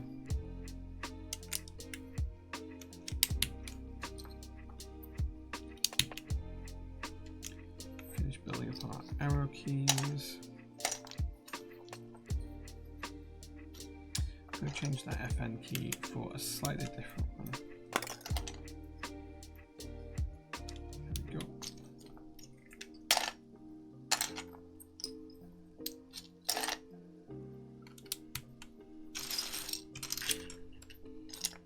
Use XMI keycaps with frozen silent V2s for my office keyboard. Works really well. Nice.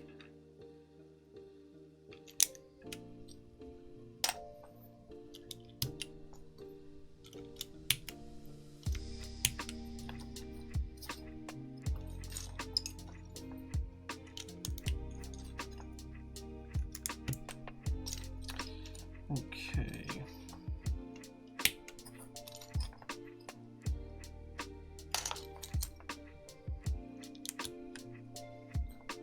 Step caps, because step caps lock is best. We all know that. We all know that these days.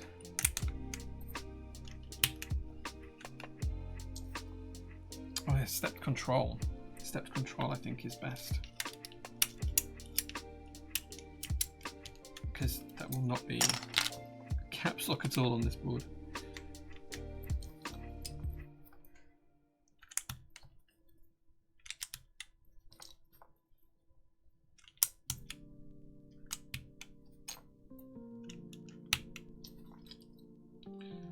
Backspace in position there.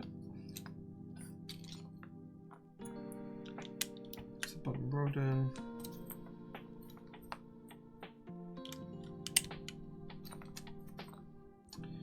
Okay, I think what I want is actually just page up and page down in the correct profile here. That would be the one for page up. And that would be the one for page down. There we go. So that is the Singer rubber haku, now all redecked out with the GMK hyper beige. I think that looks really good. Definitely a cool set.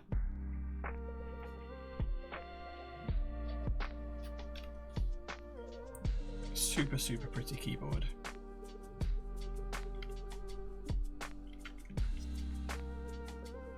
And that looks really, really good.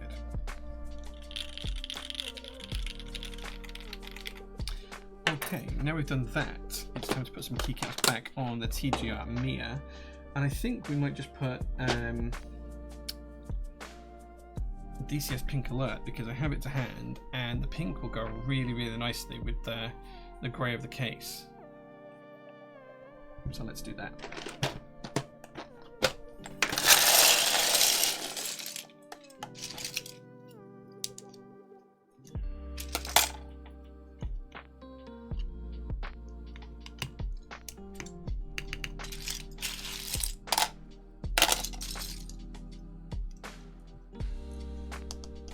Oh, that did not go on very well.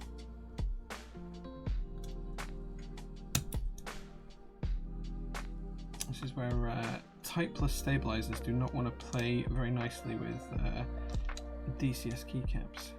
This is why we've moved pretty much over to night stabilizers exclusively these days. I'm going to go for the alert row in pink here.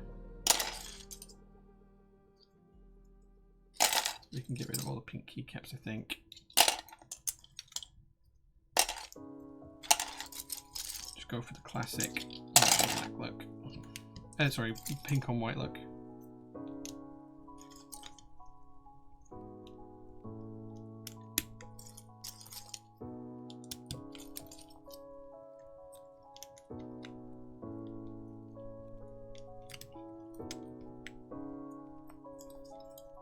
Again, put an FN keycap there.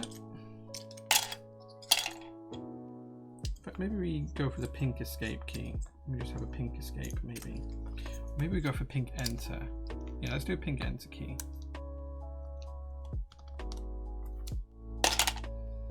Pink enter and pink escape when it turns up. There we go. Are they planning to get 4 app steps in? Yeah, we've got some samples on the way. I was speaking to Manu about it the other day, so it shouldn't be too far away.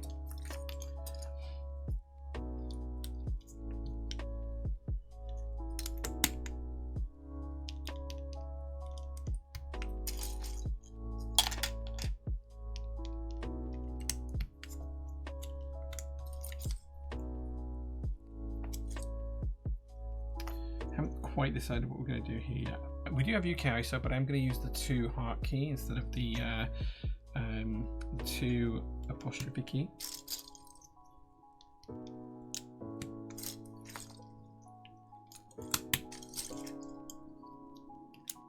Short shift.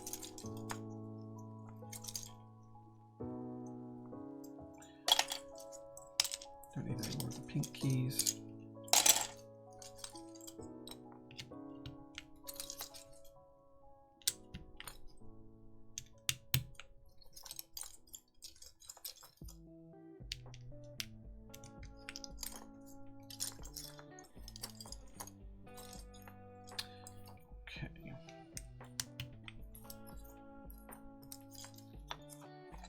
You watch, I will have not put the UK ISO kit in my own personal base kit. That's something I'll find out.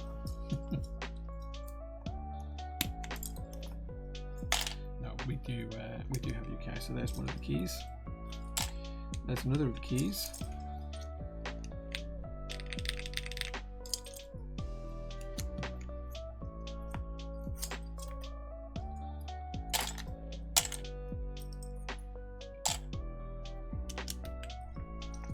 Gotta love some good DCS though. It does look really nice. I'm going to keep the keys there until I decide what I'm going to do with this end column. A £3 key.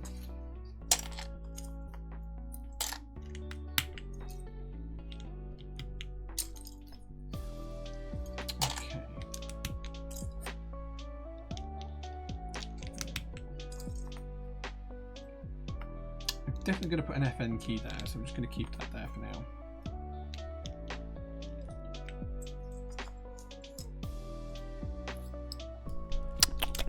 Tasty, tasty. Lightbrook, thank you so much for lighting up my pink rocket ship, good sir. I do fully appreciate you.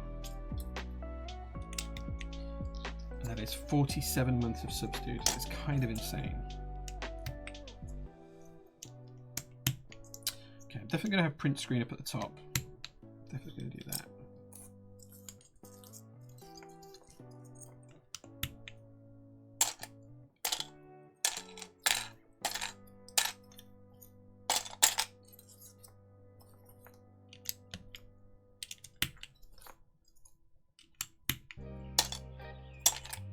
Okay, starting to make some good progress now. It's looking like a keyboard.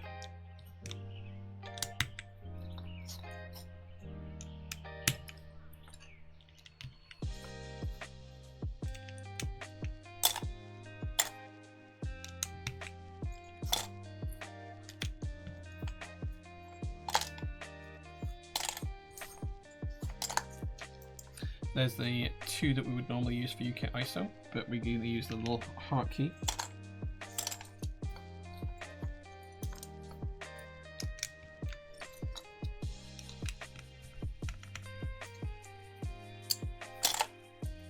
And there is also the pink 2 heart key as well.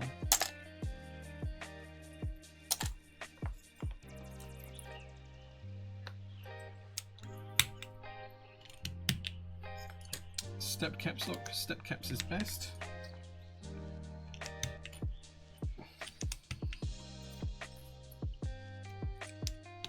Okay, I think we're just going to go with page up and page down then. Just need to make sure they match the correct profile.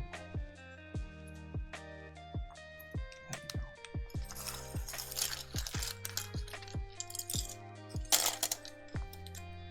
2 days left until blue and purple loveliness King of the Seas. Yeah, it's almost upon us as King of the Seas. And there we go.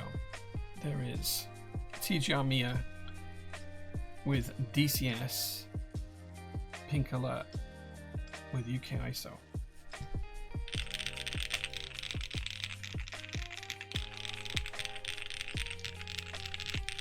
Sounds so good. You know you can have split backspace with ISO, like you can still split backspace. You can just split backspace quite easily with ISO. Like you don't have to have you don't have to lose the ISO enter just because you split backspace. Like they are two distinct parts to the board. Yeah, looks so good. I do enjoy that. Oh, you prefer backspace on R2? You just have, so you could live dangerously. You could have the ISO enter on tap to backspace and hold to enter. That could be interesting. Tapped ends on ISO enter. Right, okay, now we've done that. Let's take a look at comparing SWG and GMK, because I think that's what you're all excited about today. So I'm going to zoom right in. And I'm going to talk about some of the key differences. So, for this comparison, I have two keycaps there. I have GMK Classic Beige, and I have SWG Beige. And we're going to take a look at some of the legends. So, I'm going to try, because this is actually on this board here. So this is SWG here. So I'm going to try and look at some of the same keycaps. So for example, a beige escape key is one of the ones I want to have a look at. And then let's have a look at something like a 2 key. And maybe we have a look at something like an NC enter as well. And maybe a shift key. So let's take all of those from SWG Beige. Maybe something with a bit of a different legend as well. What else can we have a look at actually? What else should we have a look at? Let's take a look at that key as well. Okay, so we've got 4 or 5 keys there from SWG. Let's now pick out the same key from GMK, and then we can take a look at them.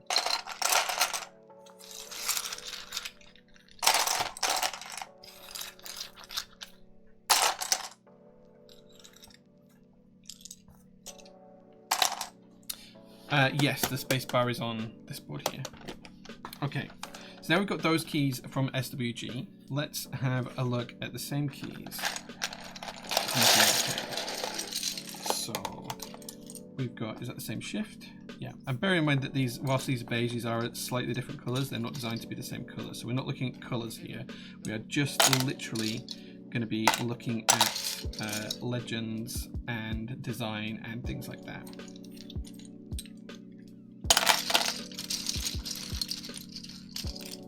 Whoops. Okay, let's see if we can find an escape key and a tilde key.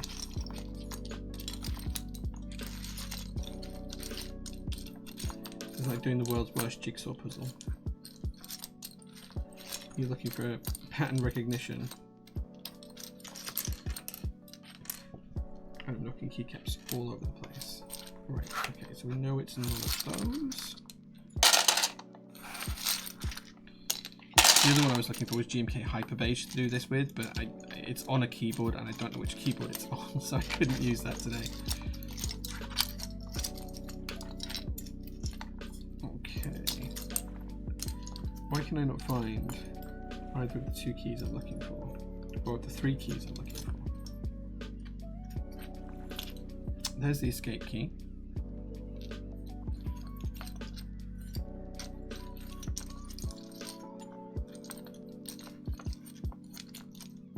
You watch, this is where I've already picked it up and put it back in the tub. There's the 2 key.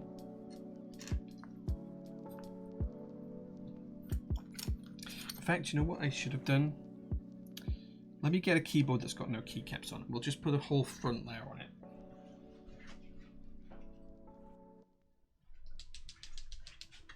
we'll just put the same keycaps on a keyboard, and we'll do a whole layer. So maybe if we do this slightly differently, let's do GMK on the top row. So I'm not going to use all of the keys, but we're just going to have them next to each other. So let's do 2, one of those.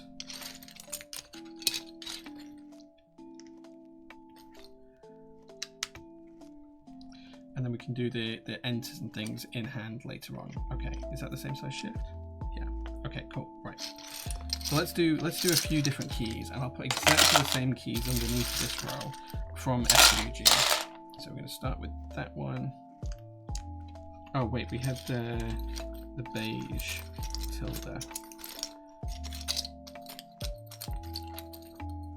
I think that's okay though, because we're not comparing colours, we're just comparing legends, so that's fine, I think. He says still looking for it. No. Okay.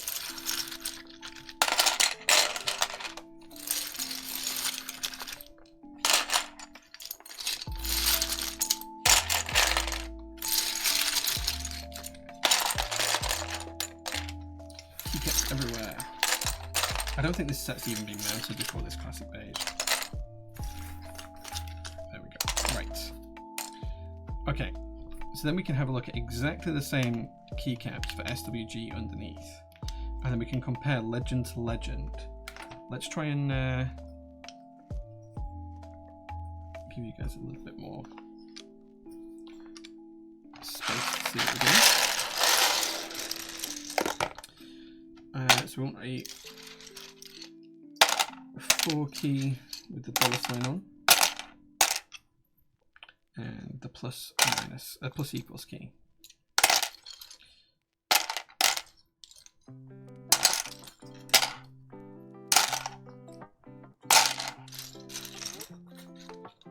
Oh, we'll have to take the 4 key off here. That's why they won't be in this tab at all, Jay. They'll be here because that's where they are. There we go. Right, so I don't need to stop anymore. We're good.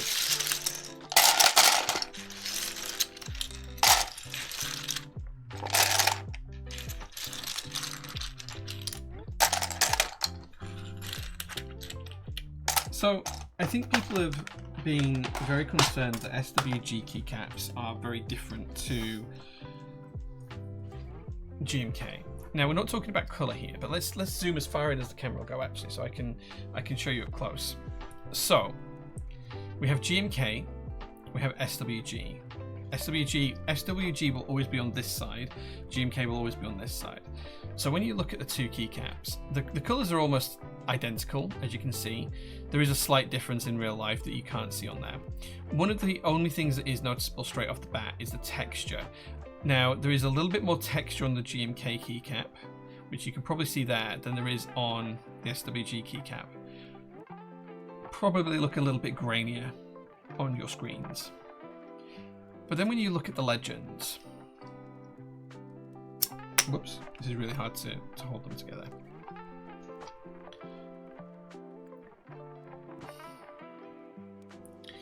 What I notice here is the GMK keycap, which is on top. The N in enter is slightly thicker than the rest of the characters, whereas that's not present on SWG. The SWG N is a little bit cleaner. The arrow is a little bit shorter on the GMK keycap. The distance between the point of the arrow and the curve at the back of the arrow, this arrow is slightly longer than that one. And I think as well, this feels slightly thinner on the SWG keycap, but not in a bad way. I think the legend's actually a little bit crisper on the SWG keycap than it is on the GMK one. But let me know in chat what you think. It's so close. And the easiest way to tell which is look at the molding underneath. This is SWG, there's more black visible on the base. This is GMK, there's more of the crosshatch pattern visible underneath. And you can also see that they're about the same thickness. There's just more, there's half black, half beige on this keycap, whereas it's all beige on this keycap because of how the double shot molding works. But they're about the same thickness. The molding is very, very similar. The legends are pretty close to each other. There's very, very little difference. Now, the GMK molds are decades old, and they've printed hundreds of thousands of keycaps with them. The SWG ones are pretty much brand new, so maybe that will explain some of the clarity there. But they are so close, they're almost indistinguishable. Let's take a look at the shift keys now. So on the shift keys, you've got GMK on the top and SWG on the bottom. I think you can see that the arrow is slightly different, just in terms of its positioning. But again, the text is almost identical. The shift is a little bit cleaner on the SWG keycap, but not by massive amounts. The dot is a little bit more clearer on top of the I. I mean, I don't have scales light enough to be able to weigh a single keycap, but like in my hand, I could not physically tell the difference. The only way I would know for sure looking at these is the fact that I can look at the bottom and I can see the molding differences. That's how I tell the difference between the two. So in terms of the sprue mark that's on the back of GMK, you can see it there. It is not present on SWG keycaps. What you can see is you can see three little dots here on the back of the base of the SWG keycap, like on the lip here. Those three dots there are where I suspect the injection molding is done, but they go completely away when the keycap is mounted. And the GMK one, it's that dot right in the center, but again, that goes completely away when it's mounted. So yeah, that's where the molding sprue marks are. But yeah, so that's the difference between those. If we take a look at the actual numbers here, if we take a look at the escapes first, like I'm struggling to see a difference between those two. I wouldn't know that the top was GMK and the bottom was SWG unless I knew that. Like, I wouldn't be able to tell you that that was the case. Looking at the 2 and the at, it's almost indiscernible. The 2 is the same size, it's the same position. The at is the same size, it's the same position. Looking at the tilde backtick, I think this one's a little bit telling. One's beige, of course. This one's beige, and that one's the alpha color. So that's the difference. But in terms of the legend, I think the backtick is slightly broader here than it is here, and that's the only tell I can see on that. The rest of it looks identical. The $4 sign, I think the vertical bars are a little bit neater on the GMK one than on the SWG one, but it's such a slight thing that you couldn't tell the difference. And the plus and the equals key, I don't think anyone could tell the difference on that key at all. I genuinely don't think anyone could tell the difference. And when you consider that this is half the cost of this, there's no difference in feel or touch. There's no difference in sound either, apart from the fact it's on a different part of the keyboard. Like, I don't think anyone could tell the difference visually. Let's see what chat's saying about this.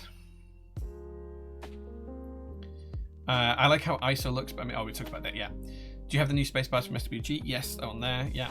I think SWG did try their best to match Chores GMK Legends, so I'd be surprised if there's major difference on visuals. There's next no difference. There was someone in Discord the other day, and they were showing a GMK set that had Hiragana sub-legends.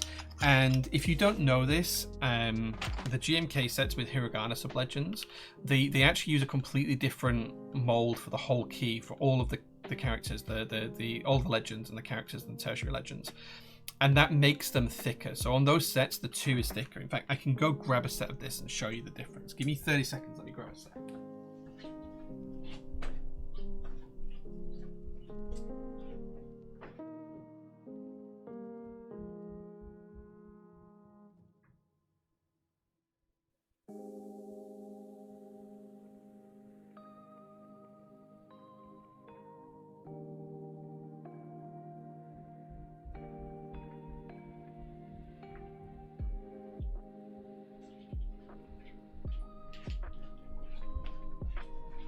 So this is GMK Fuji on a boomerang.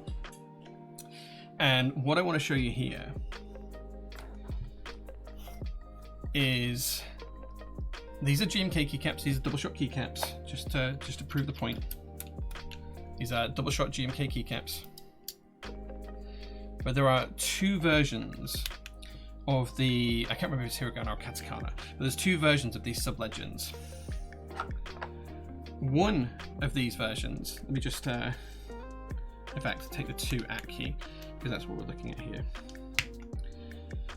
One of these versions has thicker legends, and if I show you a Q next to a Q, these are both GMK keys, you'll see what I mean. That Q on that Japanese sub-legend keycap is very, very different to the standard GMK Q.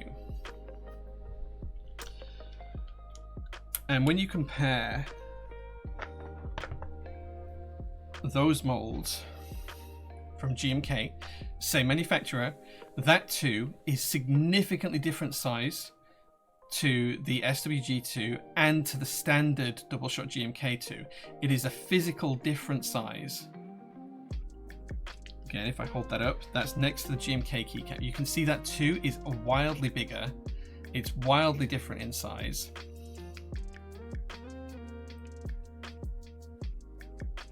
And that's because there are 2 sets of the sub-legend molds with GMK. And someone was trying to tell me in Discord that because their set looked different to GMK, to SWG next to it, because they had this sub-legend set, that it was different to all GMK, and it's not. Like next to a standard GMK like-for-like comparison, it's identical. It's only when you consider the larger molds that were used, for example here on GMK Fuji, that you can see that there is a visible difference in the size of the legends and the tertiary legends. So, comparison of SWG versus GMK, I think that 99.9% of the hobby couldn't tell the difference by looking at the keycaps top down. There's a few tells if you know what to look for. There's the sprue marks on the rear, on the base. There's the way the keycaps are molded if you have them loose. But on a keyboard, I don't think that anyone can tell the difference.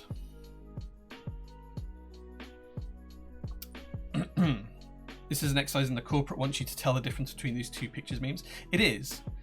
I would get these 2 sets mixed up immediately. I mean, that's why I've been very clear on keeping them separate. SWG sharper? Yeah, I think so, slightly, but it is newer molds, so that's probably why. SWG is better, but I'm currently glued to my 27-inch screen. I can barely see a difference. Absolutely. Right, they are so close, it's inconsequential. I have found it funny that in this hobby, some of the people who complain about the most subtle of different moldings on legends are often the same people who tell international users to use the wrong legends entirely.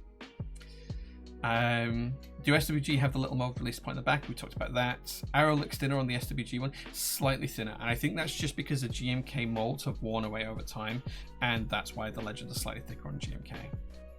Is the profile exactly the same? Yes. When you look at the keycaps side on, they are identical.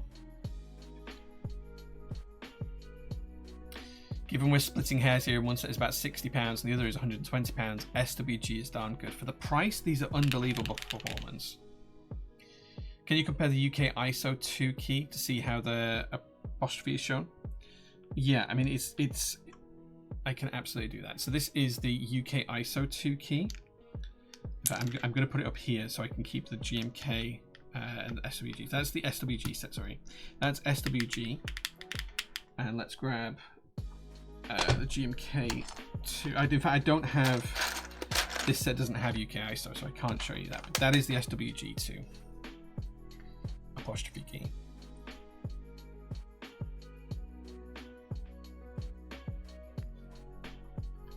Can you compare the percentage sign on the 5 key? Always looks a bit funky on GMK sets. I can. That is the apostrophe key on SWG. Oh, again, I put it on the wrong row. Sorry, not the apostrophe key, the percentage key on SWG. Let me grab the same key in GMK.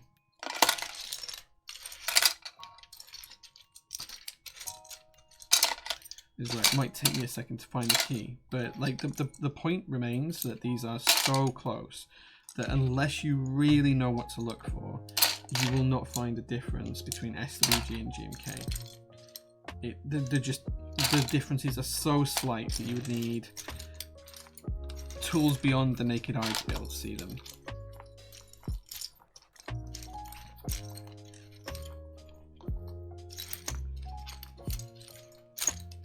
So if anyone is on the shelf about trying SWG, there we go.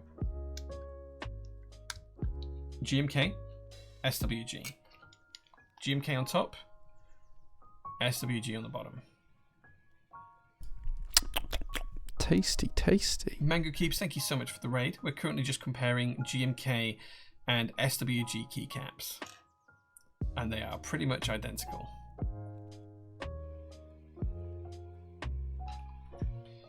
They don't need to pay German salaries in China. Yeah, that's the difference in price. Careful pointing out, people ask for refunds, maybe. Also, it's still key rated manufacturing, although it's SWG's mold, so I bet they do way more volume, so it could offer lower prices. Yeah, I mean, it is key creative that's manufacturing the keycaps for SWG. I don't think that's any secret at all out there. Just going to put those to one side. I don't want to get these mixed up. There's only one SWG beige left in stock, so is there really? I think we still have SWG Nimbus, and we also have SWG stuff in group buy right now as well. Ferrofluid particularly. Means I can have one set of keycaps instead of two sets of keycaps instead of one. I'll go through SWG. The hobby is expensive enough as it is. Yeah, and I'm not saying that GMK doesn't have its place. It absolutely does. I am a GMK stan, if ever there was one. You know, I have hundreds of GMK keycap sets in my collection. But there is just such a discernible difference between the two. So yeah.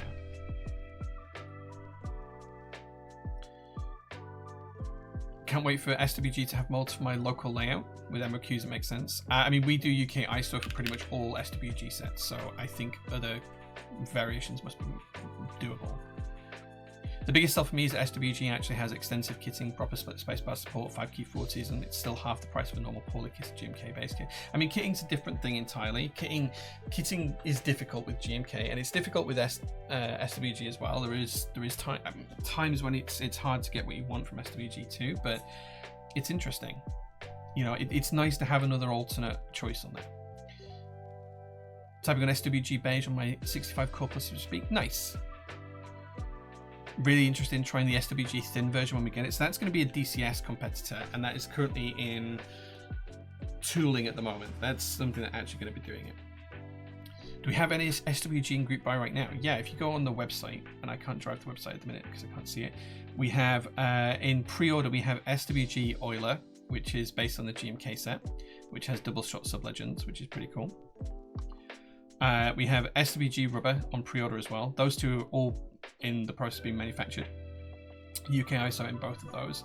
And then I think in group buy we have SWG Ferrofluid, which is super bright, amazingly bright colors, and I'm really psyched for it as well. I have in fact Moons has a keyboard actually at the minute, but Moons of Empire has one of my blue keyboards which I'm going to put this set on at some point in the future.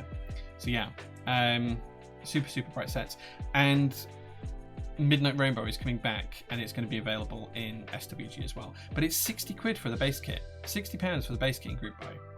And you look at like a GMK set that we have in group buy, and I think the prices are fair. But Ishtar R2 is £115 in group buy for a base kit.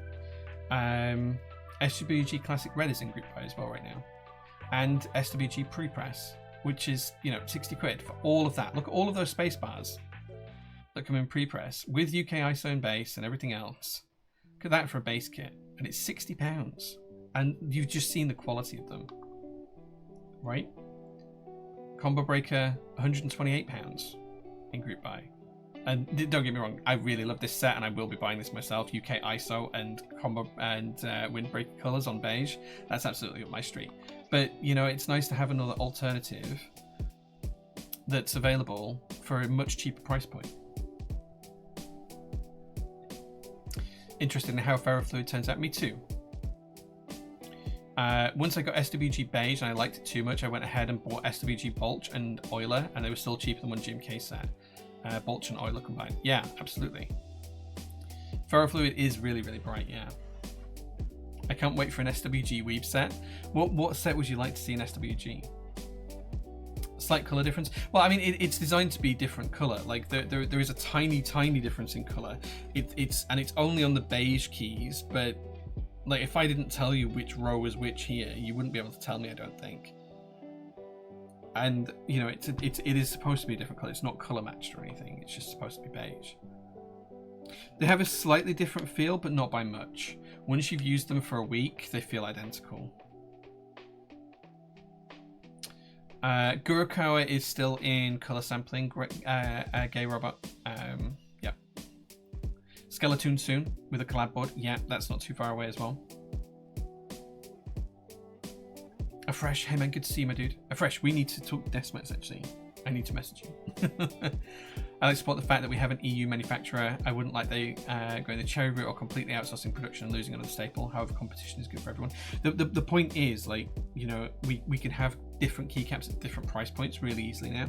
We can have GMK, which is absolutely the cream of the crop. Please don't think I'm saying GMK is crap. GMK is still my preferred profile. I have 200 plus GMK sets in my collection. You know, I think GMK absolutely has its place as a premium cherry provider, but we have something that is 95% of the quality for 55% of the cost. It's nice to have that. Glad I ordered the ferrofluid now. Yeah, it's really nice. How do they sound in comparing sound and feel? In terms of feel, out of the box, if you have two brand new sets, there is a slight bit of less texture on the SWG to on the GMK. The GMK is slightly more texture, but within a week, you won't feel that difference. And it's not that noticeable anyway, unless you're really trying to notice it. In terms of the sound, well,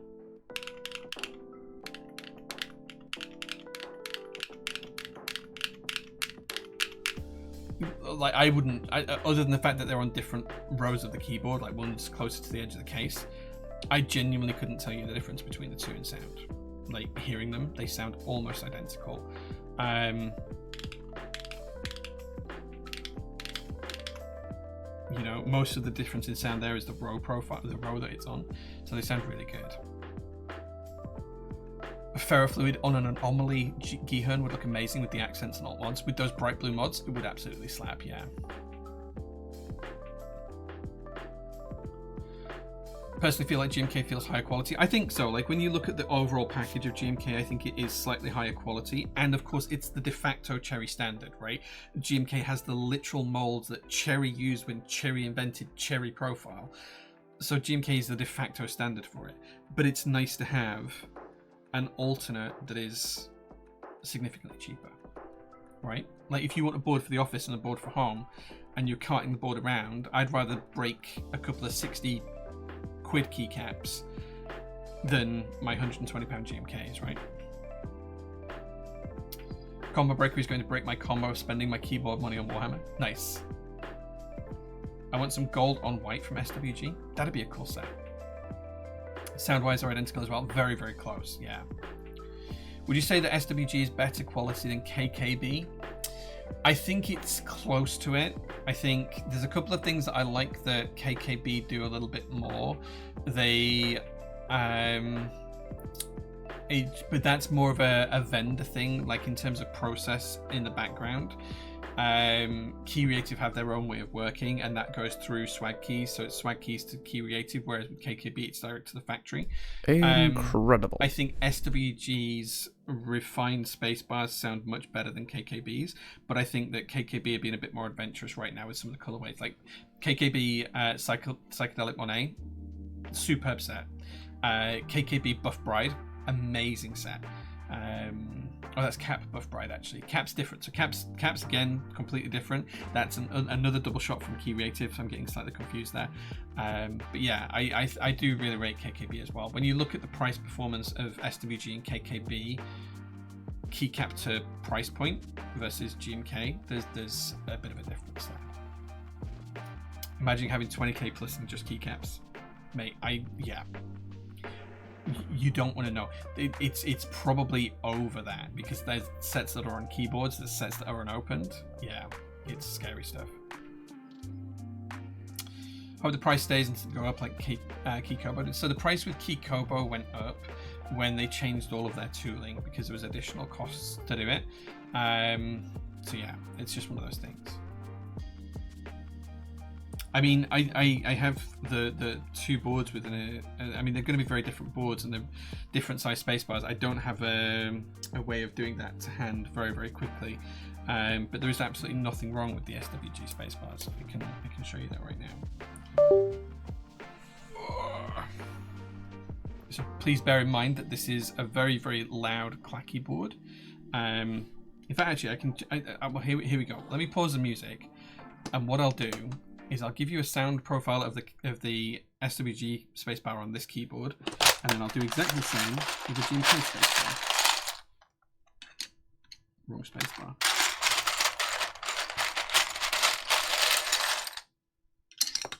Okay, so this is the SWG spacebar.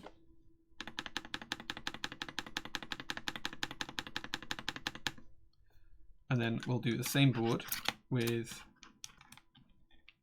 the GMK spacebar. And I'm going to guess that the sound is going to be almost identical.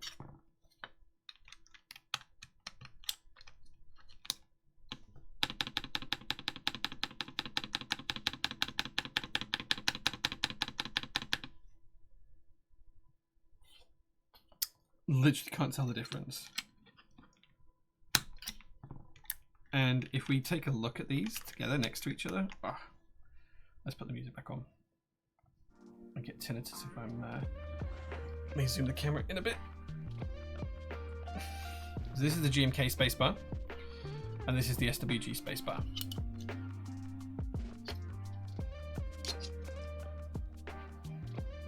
So the tells here are a little bit different. The GMK has vertical lines as well as horizontal ones. But other than that, there is no discernible difference between the two. But they sound identical. This is the fixed SWG spacebar, yeah.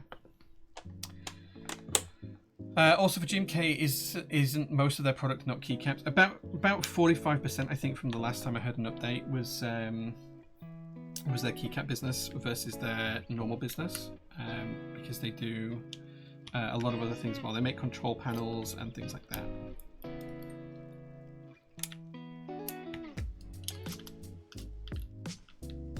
just going to put the SWG keycaps to one side. Take them off the Vela and then put them back on this board.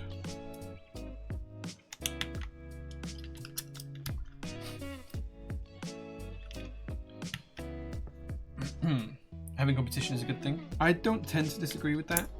I think competition is a good thing for most times. The only time competition is not a good thing is if the market's too small to hold multiple people in the same thing, multiple companies in the same niche, because then if the market's too small for it, you end up with both companies out of business very quickly. With GMK selling direct to consumers, launching a Discord, having some international kits exclusive to their own store, it makes sense vendors are looking for alternatives. No comment.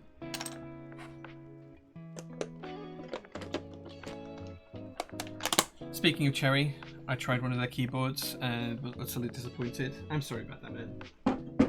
Cherry don't make enthusiast grade keyboards anymore. They make more mainstream products these days.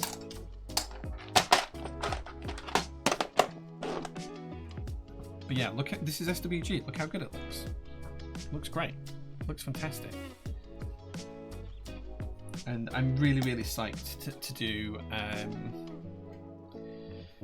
Midnight Rainbow in SWG.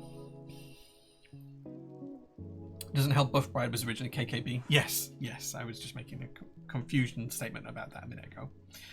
Loopy Lupo, hey man, good to see you, dude. I hope you're doing well. Makes sense. KKB has gotten pretty close as well. Just wondering if there's still a market within the niche for anyone who's willing to pay the premium for GMK for that 5% difference. Some folks are sticklers for sound, for example. Yeah, I think I'm still, for the vast majority of my keyboards, I'm still going to be a GMK stan. Like, GMK is my favorite keycaps, just hands down. But what I'm trying to do is articulate that SWG is not a million miles away, but it's so much cheaper in terms of price. I am incredibly excited about King of the Seas, for example. I think that is probably one of the best designed keycap sets I've seen in a long time. And I see so many sets that we say no to. And a lot of sets I'll look at, and it'll take me a good hour or two of like looking at the keycap set, the colorways, the kitting, looking into the designer and what other projects they've done before I make a decision. And King of the Seas, like when Mikey was talking to me about it, it wasn't even like a minute. It was like I think I replied to him the second I saw the picture. It's like, dude, hell yes, we need to do that. It was so quick. So yeah, there's things like that come into consideration as well. On white and black sets, KKB and GMK side by side, GMK was noticeably darker. That, and I prefer the texture, but that'll fade with time. Yeah, texture does disappear quite quickly. I think when you're talking about blacks in plastic, it depends on whether they've tried to color match the black or if they've just done their own black. The KKB white on black is their own black. It's not supposed to be the same as GMK's CR, which is their code for the black that they use. It's supposed to be a different color. And it's like with the beiges. The beige, every company has their own different shades of beige. They're just very similar. So yeah, you just have to be careful. Like if you got like KKB copper and GMK copper, I think that's where you need to start making comparisons like closer to each other. Persian direct from GMK and exclusive international kits honestly just seems like a major pain in the bum that I'm only going to bother with for absolutely prestige colorways. It's fair. Were you tinkering with the rubber haku? I was changing keycaps on it, yeah. So the reason being, I'll just zoom out and I'll show you why. So what I was doing is I've been using KKB on this board. This has been on my desk for a couple of weeks. This is the LZ ALBC3 board, the SE. But I was putting hyper beige on the rubber haku. And the reason for that is because I wanted to put GMK rubber hose on the TGR Jane rubber haku edition, rubber hose edition. Because at the minute it's built like this. And I want to put that GMK set on there. So I can have GMK Hyper Beige on one and GMK Rubber Hose on the other. So that's kind of like the plan. Best is when the international kit gets announced after a group buy is closed, or better yet, after extras or more have been less depleted. We're working on it. We talked to GMK about it. We're working on it. How's the warping on SWG space-bars? They are flat as GMKs are. And we've not had an issue with GMK space-bars for a couple of years since they put a dedicated machine in for space-bars. So, yeah.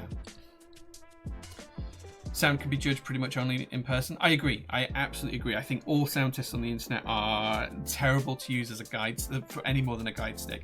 If you can't use any, the sound will vary differently from keyboard to keyboard, switch to switch, board to board, room to room. And you can do this yourself you can take your keyboard off your desk at home and type on it on your desk, and you can move it to your kitchen and type on it in the kitchen, and move it to your bathroom and type on it in the bathroom. It will sound completely different in all three locations. I like the SWG one more. I mean, yeah, both sound great, but yeah.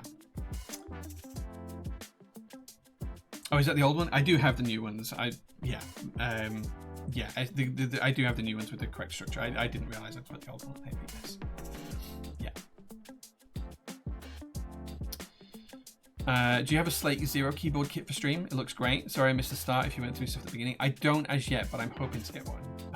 Nick Sloom, hey, good to see you. I'm honestly surprised they can get away with it because of the famous Nintendo lawyers. Inspiration is legal. Direct license IP is not. It's not direct license IP. On GMK versus other stuff, so my earliest sets are starting to develop shine, which makes me feel very different about paying the premium, the price and set experience. Whilst I might not be willing to go to PBT to avoid the shine, I'm now more open to the competition, especially when the legend quality gap narrows year on year. I think the thing with all ABS keycaps is they will shine over time. And that's just something you have to get used to. I have GMK sets that I've typed on for 2 or 3 years that haven't developed shine, but I have sets that I've had 4 years of typing on them that do have shine. And a lot of it for us depends on location as well. We had a set of GMK Phantom Round 1 that was on a board that was in our workshop, and because of the environment in the workshop, that shined very, very quickly. Whereas one of my personal boards, Analog Dreams, took nearly 4 years of solid use to shine. So yeah. SWG beige is now sold out on the site. Well, hey, at least we've done something good today. I'll have to restock it. Excited about the upcoming DCS alternative from SWG. Yeah, me too. DCS is probably my second favorite profile, and they are looking at the minute whether they want to do Cherry style legends or Gorton style legends. So yeah, we'll have a poll up next week for that as well. Did I put the wrong 2 on my book? You're right, I did put the wrong 2, Zosco. Thank you, Zosco, for putting it out. You are absolutely right, I did. I was talking and busy and I put the wrong 2 on my keyboard from SWG. You are absolutely right, there it is.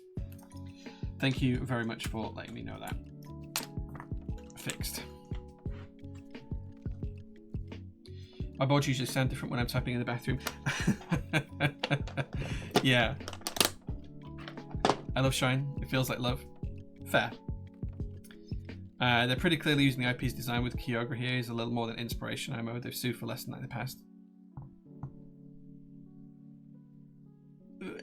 No one has had a problem with it yet from our legal teams. So that's all I'd say. Pay for less product that has a shorter aesthetic half-life. Fair. Fair. Shine looks better on lighter colours than black. IMO. Maybe. I mean, it depends, right? Like we had some keycaps. We have some keycaps in stock that are glazed beige. They're beige keycaps like this, but they are glazed and they are shiny out of the box, and they don't sell very well. But we had a white and black version, and that sold out pretty much instantly. So some people do like shiny keys. Okay.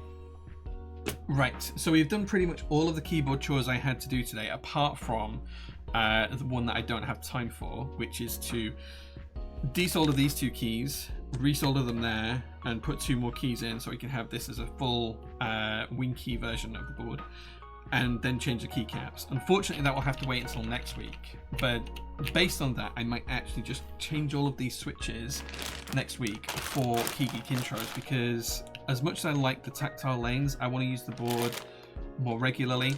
I think I'm going to need a linear board. So, or I might use the Wex Nafu and make it a silent board.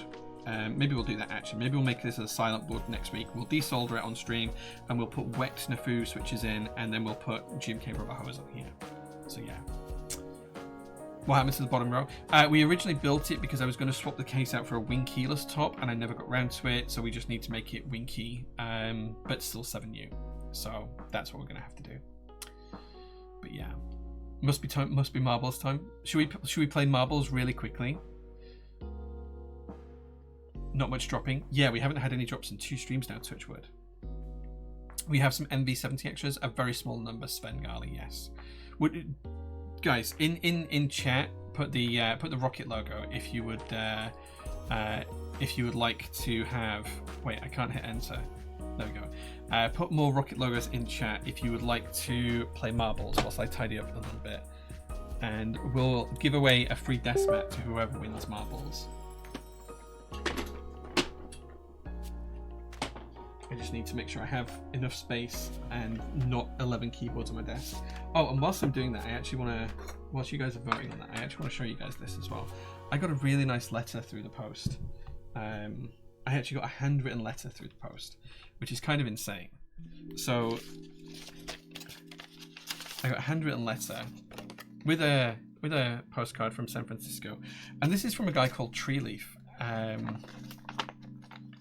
who used to be in the hobby and designed a keyboard called the 917, and he wrote me this beautiful handwritten letter after he read my blog post about buying too many extras of something, and he wrote this whole letter and sent me it in this, which is insane, and it's a really nice letter. So for those of you interested, which probably isn't any of you, it was this blog post here, the Hype Ate My Cash Flow. I posted this a couple of weeks ago, and it was about how I made a stupid mistake and ordered way too many extras, and kind of like broke down how ICs work and the problems with them. And yeah, this is the important bit. Which brings me with the comedic timing of a man who writes an entire fire safety manual and then sets his own kitchen ablaze to DCS Elevati, because I have, and I really need you to take this in, just done the exact thing I've spent this entire post telling you not to do. The group buy numbers came in. They were fine. They were not, however, anywhere near the MOQ that we were aiming for. And that's our internal MOQ, not the overall group buy. So what did I do? Played it safe. Ordered a meager number of extras. Nope. I ordered 300% extra stock on top of what the group buy sold. Thrice the units. Eyes wide open, fully conscious, having just typed several thousand words about why this is a terrible idea. I looked at the spreadsheet, looked at this blog post draft, looked back at the spreadsheet, and thought, yes, but it's Olivetti though. Fucking idiot. And anyway, so Treeleaf read that blog post, and he wrote me this really, really nice letter. So thank you very much, Treeleaf, if you ever watch this. I really appreciate it. It brought a smile to my day, did that. So thank you very much.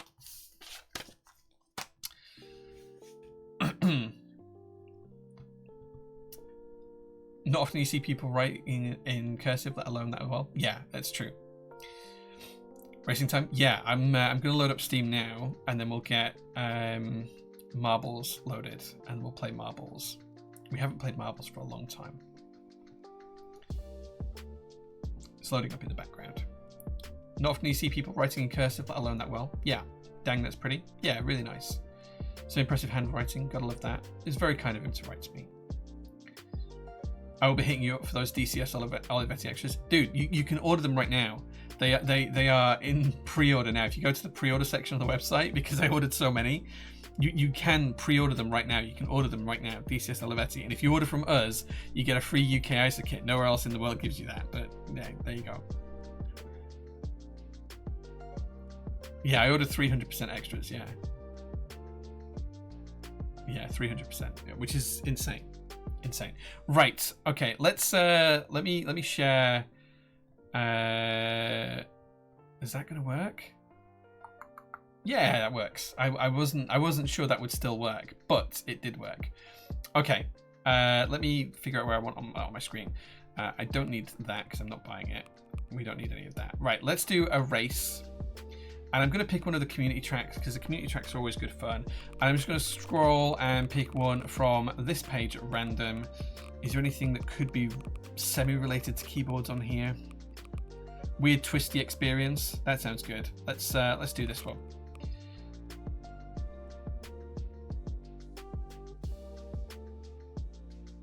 %300% of bass and ISO because we order ISO. Right, okay, to enter this, all you need to do is type !play, just like that, and it will put you into the game. You'll see that people are already in there. !play, you don't get to control anything, you don't get to do anything other than just watch, and I will try and narrate my best what's happening on stream. Zizora, thank you so much for 21 months of subs and lighting up my pink rocket ship as well. Thank you so much for that, dude. Right, okay. Make sure I've got my controls ready. Okay, so we have got plenty of people in here, but there is a lot more people watching than are in here. We've got over 110 people watching right now, 118 people watching the stream right now. There is only 37 of you in the game, 38. !play will put you in this. You will win a free desk mat if you win this race. The desk mat will be picked by Mel, who will maybe pick you something nice, maybe pick you something terrible, but we'll ship it anywhere in the world, and all you have to do is enter it to be in with a chance of winning. Just !play, and look, there's a giant love heart there, and there's a long track there. And we'll ship it anywhere in the world. We'll cover shipping costs. You might have to import fees to pay, but we'll cover shipping costs. We'll cover the cost of the desk mat, and we'll get that shipped out this week to whoever wins. Okay, there's only 43 of you in. !play. I'm gonna hit start, and then you're only gonna have 10 seconds to join, guys. So get in if you want to be in on it. Blackbrook has joined. Blackbrook could win. Jenga could win. 10 seconds to go. That big heart is how much I love you, Jay. Oh, thank you. I appreciate you. 5 seconds to go. 4, 3, 2, 1, and off we go. Let's see who's going to make it through the first Plinko Plonko machine in first place. Down we go. We've got No Face 3D and myself there. Nixlu is there, running right around the outside and dropping down to the bottom. Might be out of the first obstacle first. Nana Rip is there too. Jellymaster's not too far behind. Nana Rip has got an early lead, but Basil and Mighty, myself, and Exists are all there right behind, ready to steal that lead. Zizora now has the lead, but only just Nana takes it back straight away, or as they come down into the next series of obstacles. Exists maybe just has a small lead. I'm not quite sure, but Filio Fish is moving at pace. So is Basil the Mighty as well. We're going to come round into the spirals now and see who comes out of these first. Jelly Master storming into the death. And falling off the map. Zizora has the de facto lead right now, and Aman TMT is second, I think, coming up into the next set of obstacles. Basil the Mighty, myself, and Nana Rip have gone round on the left side. Exists is in the lead on the right hand side, but Zizora is the first into the next obstacle, which looks like a Jenga tower. He's going down that side there. Aman is second into that. Let's see who else is going to make it through all of these obstacle courses. Exists is in there now as well. So Oscalane bounces off the outside and dies. So does Japed.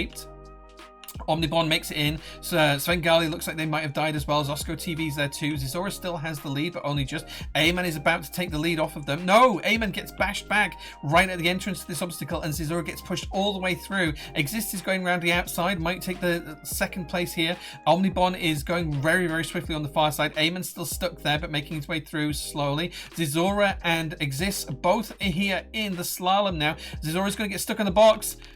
Exists takes the leads, but Omnibon's catching up on the far side with Basil the Mighty and Zosco not too far behind. Filia Fish is there as well, but Exists now has the de facto lead, and he's coming up into the next series of obstacles as we go down into another tower.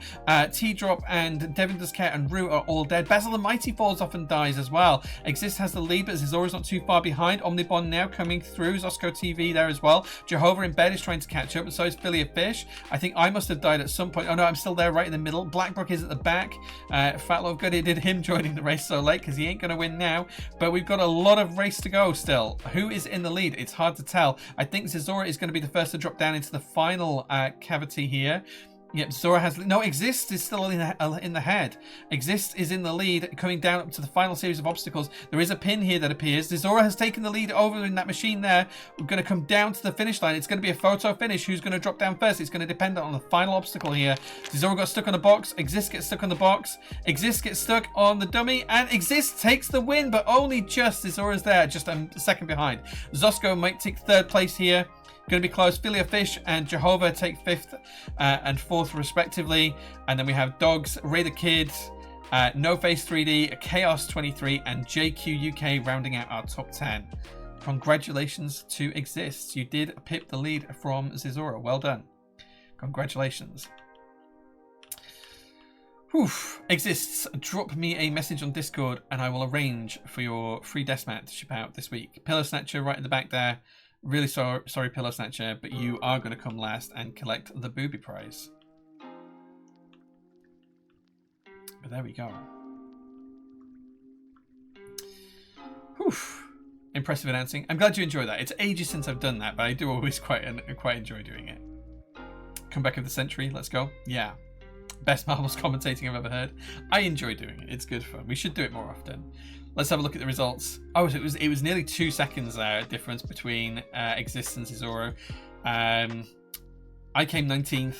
Blackrock came 25th.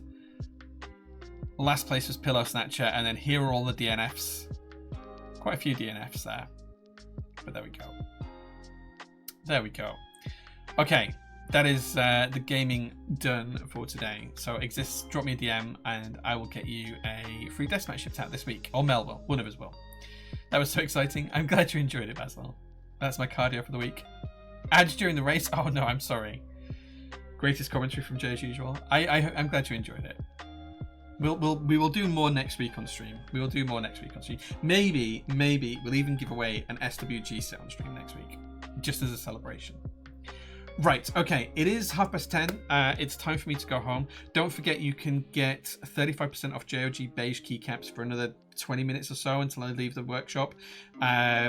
I'll be putting stuff up on Discord and Instagram about our week. It's going to be a really busy week, as we talked about at the top of the stream.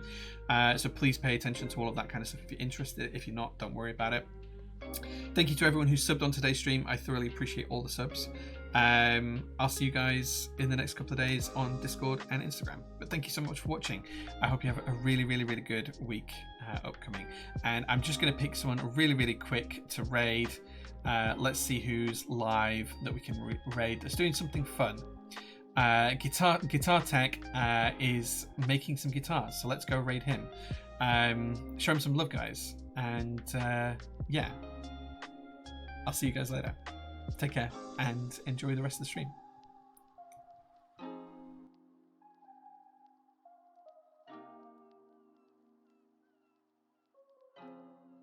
I like this idea.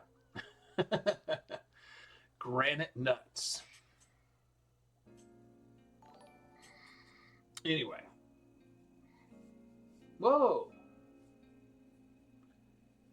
Jay, prototypist. Hey, thanks so much for the raid. Holy smokes, coming in hot. Am I saying that right? Is it Jay? Welcome in. Incredible. Hey, thank you very much for the raid. Welcome in, you guys. Good to see you. Appreciate that. Do I have it? Oh, good. Yay, yay me. Welcome in, everybody. If it's your first time here, Incredible. let me give you a follow, my friend. Thanks for the raid. I just gave you a follow. I'll come see you next time.